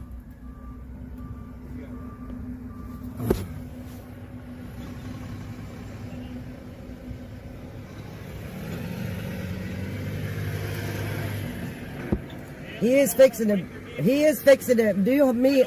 You are fixing to cause me bodily injury right now. I don't want you to get hurt when we break the glass. You do want me to get hurt, and you wouldn't break my glass, right? We don't have to break the glass. You wouldn't break my glass. If you didn't want me to get hurt, you wouldn't break my... I'm exercising a right that I have. You have a right to stay in the vehicle. You've got to get out. It's my Fourth Amendment right to be protected in my person. Come on. Do you know the Constitution? Did you take an oath to the Constitution? Did you take an oath to the Constitution? Did you take an oath to the Constitution? Did you? You're violating I am safe in my private property. The Fourth Amendment protects you against unreasonable searches and seizures.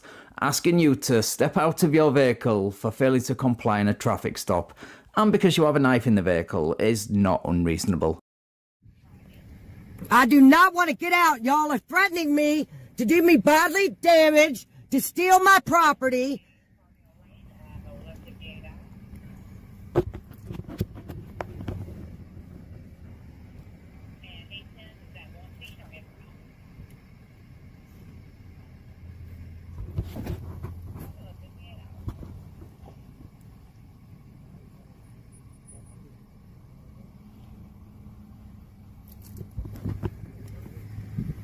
Why can't you just write me tickets and let me be on my way? Because you can't operate this vehicle. I'm not operating a motor vehicle. I'm not operating a motor vehicle. That is a commercial. She's already referenced it as a vehicle like several times before. So no givesies backsies. Term. I'm not operating in commerce. As clearly displayed by my license plates. I'm not operating in commerce. Okay. I have a right to travel the roadways freely and unmolested. That's my God-given right. My rights don't come from men with fucking guns and badges. My rights come from God. I have a right to travel the roadways freely and unmolested. As long as I'm not operating in commerce, which I am not. The Supreme Court has ruled on it over a dozen times. And every single one of those court cases, you rely on... Yeah, I don't know what I don't know what she's referring to. Like, oh wait, it was was it the previous folks that said like there's some Supreme Court case in 2014? I have no idea what she's referring to. Are either fake or cherry-picked by the same people who sold you that useless license plate, which at this point may as well read, bust me. Y'all need to get your money racket. You got plenty of people out here operating in commerce. I'm not one of them. I'm traveling in my private automobile from point A to point B. Ma'am, I don't want to hurt your vehicle. Oh, yes, you do. Quit lying. You want to hurt me? You want to steal my fucking car, steal my money. You're not, Unlock the door. I feel safe right here where I'm at. I'm exercising my fourth. Oh my God. Look. Oh, look. Oh my God. He is fucking, oh my God. Ma'am, get out. Oh my God. Okay, so I will say using a crowbar to pry open the door is a new one for me. I've never seen that tactic employed before. That's yeah, that's a new tactic. Yeah. Are you serious right now? Are you serious right now? Are you serious right now? Yes, you need to get out. Do you know how much damage you're causing to my vehicle? Are y'all serious right now? Are y'all serious right now? I completely agree. This is ridiculous. How hard can it be to remove a car window? But it does lead to a pretty hilarious window bust. So I'm okay with this slow build-up. Like, seriously, I don't understand. Are y'all? All right, they're gonna break my glass. Here we go. They're gonna break my glass. Oh, there you go. I don't want to hurt her. Oh, yes, you do. Yes, you do. You can't wait to get your fucking hands on me. Can't wait to get your hands on me. Look what they're, oh my God. Look what they're doing. Y'all are fucking savages, man. What in the fuck? I'm exercising my goddamn right. My Fourth Amendment right. Y'all are dangerous. I don't want to be out there with you lunatic fuckers. Are you kidding me?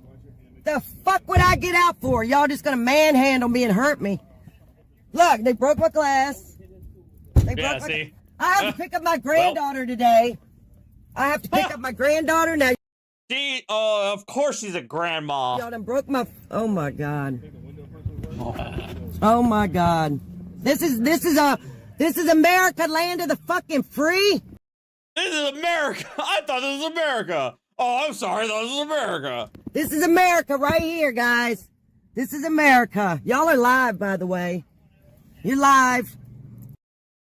Got that Childish Gambino song in my head. This is our finest right here. Our finest. This is our fucking finest. This is the best we got right here. A bunch of fucking thugs. Bunch of goddamn thugs. Oh my God. They done broke my window. Look at that. Broke my window. Fucking pried my doors. Look, they fucked up my car. Y'all are savages, man. Look at... Oh God. Look now. Oh my God. There it is. If ever there was a situation to describe the term using a sledgehammer to crack a nut, then this is it. Y'all are savages. I hope you sleep good tonight. I hope you sleep good tonight. I haven't committed any crimes. Bam! This is fucking unreal. Look at this shit. Fucking unreal. Look at this shit. Look at this shit. Look at this shit. It's on the other side. Unfucking real. No. Like, ah, shit. It's on the other side. Well, gotta smash the front window. Unreal. He's gonna hurt me. He's gonna fucking hurt me. Before you get hurt accidentally by the Can you stop, please, you fucking savage bastard? I promise. Oh my Get out God! of the vehicle. What in the fuck is wrong with you You're people? obstructing, so get this out of the way. Get out of the vehicle. Get out of the vehicle. Y'all back the fuck up away from me. Back up away from me. You're under arrest. So there we are, guys, another Sovsit play stupid games and win stupid prizes. Link to the original video where she is, of course, playing the victim will be in the description. Right, thank you so much for watching, guys. If you enjoyed this video, then please leave me a like, share the video and subscribe to the channel. Thank you also to my channel members and patrons for your continued support. I really appreciate it. Right, take care all, and I will catch up with you in the next video. Oh God, look now. Oh my God.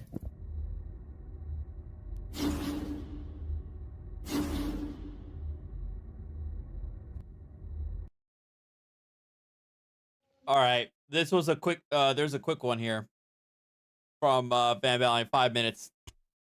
About what I got left,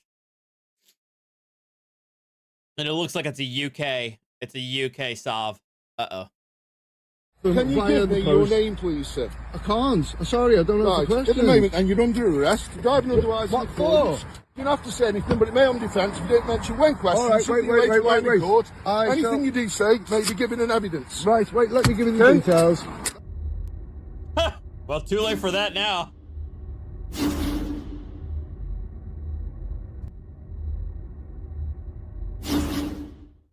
Welcome back to the Van Balian channel, guys. Today we head across the pond to the UK. Well, for the majority of my viewers, that is, for a traffic stop where a sovereign citizen gets pulled over because the vehicle he is driving has a marker on it. This could be for a variety of reasons, but I'm guessing it's because he recently tried to deregister it with a DVLA, which he alludes to in the video, meaning it shouldn't be on the road. Anyway, he goes into the usual soft sit script, but immediately regrets it when the silver bracelets come out, and that's always a treat to watch. Right, let's get into the video. I don't answer questions. Can I just ask again? Excuse me, brother. I'm just talking to somebody. Excuse me, sir. Go on. You've been stopped because there's an information report on your vehicle, sir. Excuse me, because you're driving a vehicle on the road, I'm asking you if you can give me your details so I can check your driving licence, sir. Yes, but there has been no breach of the peace, there has been no crime committed. Am I being detained? There's been no breach of the peace. Am I being detained then? There's been no breach of the peace, but I need to ascertain. Please, sir, would you answer my question? You have the documents. Am I being detained? You are at the moment because I don't know that you have got. Under what charge? I don't know that you have got a document, a driving licence. I am very busy today, sir, and I am free to leave, aren't I? I am free to leave, aren't I? Here, sir, am I being detained? If you don't show me a driving licence, I'll have to. That's not a crime, sir. That's not a crime. I don't have a driving licence. I've already just informed you that I'm waiting. You haven't got a driving licence. Not on my possession at this moment in time. You don't have to. I'm asking you for your name. I don't have to provide you any details because there has been no crime committed, sir. Is all I am stating. I will arrest you. For what? On suspicion of driving otherwise in accordance with a licence and no insurance. You have no reason to believe that that has occurred. I can't believe otherwise, and you aren't giving me any information. Well, I don't have to though, do I? Under this circumstance, that's what I'm saying. Under the Road Traffic Act. No, mate, that's not. I'm sorry, that's not something. Near as I can tell, you have far fewer rights in the UK than you do in the United States. So. Are you going to give me any details or not, sir? I don't. I've yet to ascertain why I need to. Because you're driving a motor vehicle on the road, sir. I've just informed you that this matter has already been handled. You handle it by providing your license, or in this case, your name, not by waving your hand around like you're some kind of Jedi performing a mind trick. Also, driving without a license or failing to provide it or your name to a police officer is a criminal offence in the UK, so yes, you are committing a crime right now. Right. So you are now wasting my time. You are, mate, because this matter has been handled. This matter has been. Please check with the car registration. You'll be able to check through your own. You are, sir. Would you like to get on the radio to your superiors then? Would you like to get on the radio to your superiors? And run the license plate. That doesn't tell me who you are, sir. That doesn't tell you who I am, but that tells you that matter that you're pulling me over for now and detaining me unnecessarily for on the roadside. If there wasn't a police information report on your vehicle, you are being incredibly rude. You are being incredibly rude. I'm not being rude. You are here acting under oath today. You are here for my protection. You are here for my protection. I'm here for everybody's protection. If you haven't got the documents for this vehicle... Nobody carries documents for vehicles. That's not a thing. You're not telling me. I don't have to because there's been no crime committed and there is nothing here that you need to detain me any further for. Yes, there is. There isn't. There is.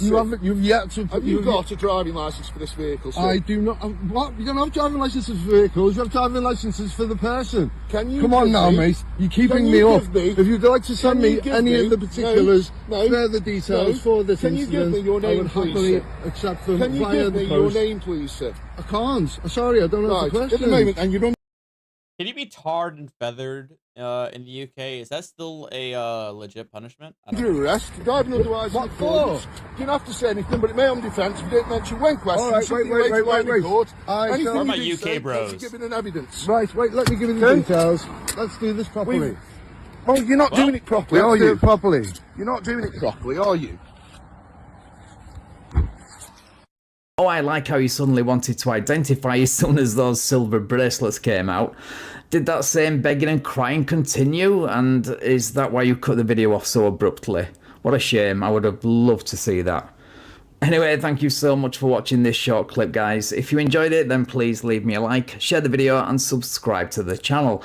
Thank you also to my channel members and patrons for your continued support. I really appreciate it. Right, take care all, and I will catch up with you in the next video.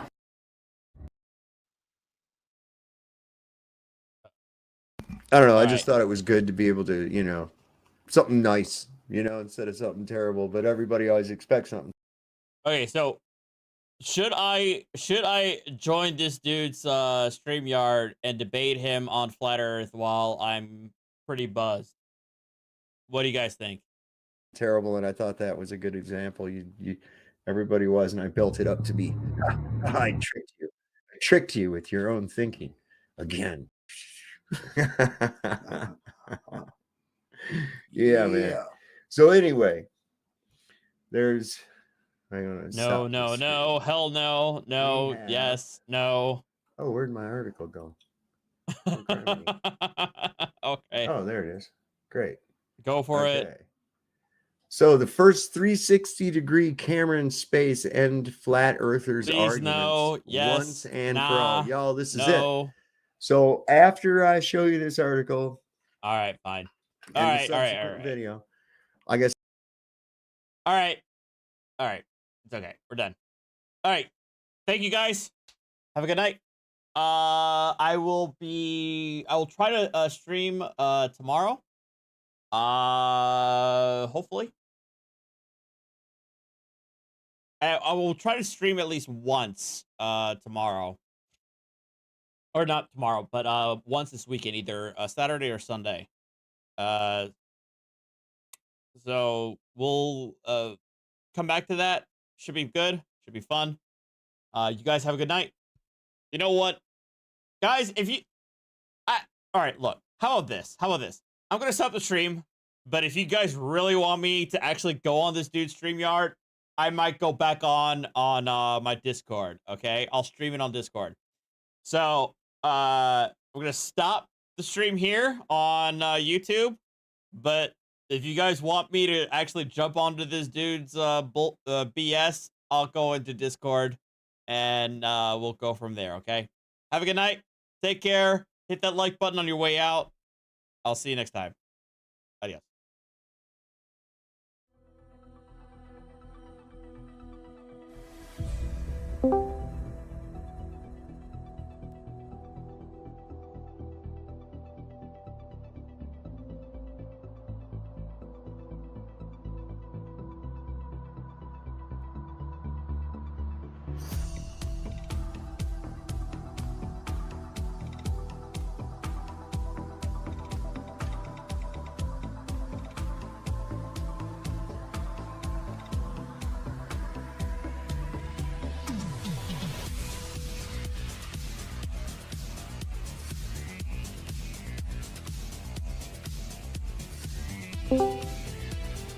That really show off how spherical the Earth truly is.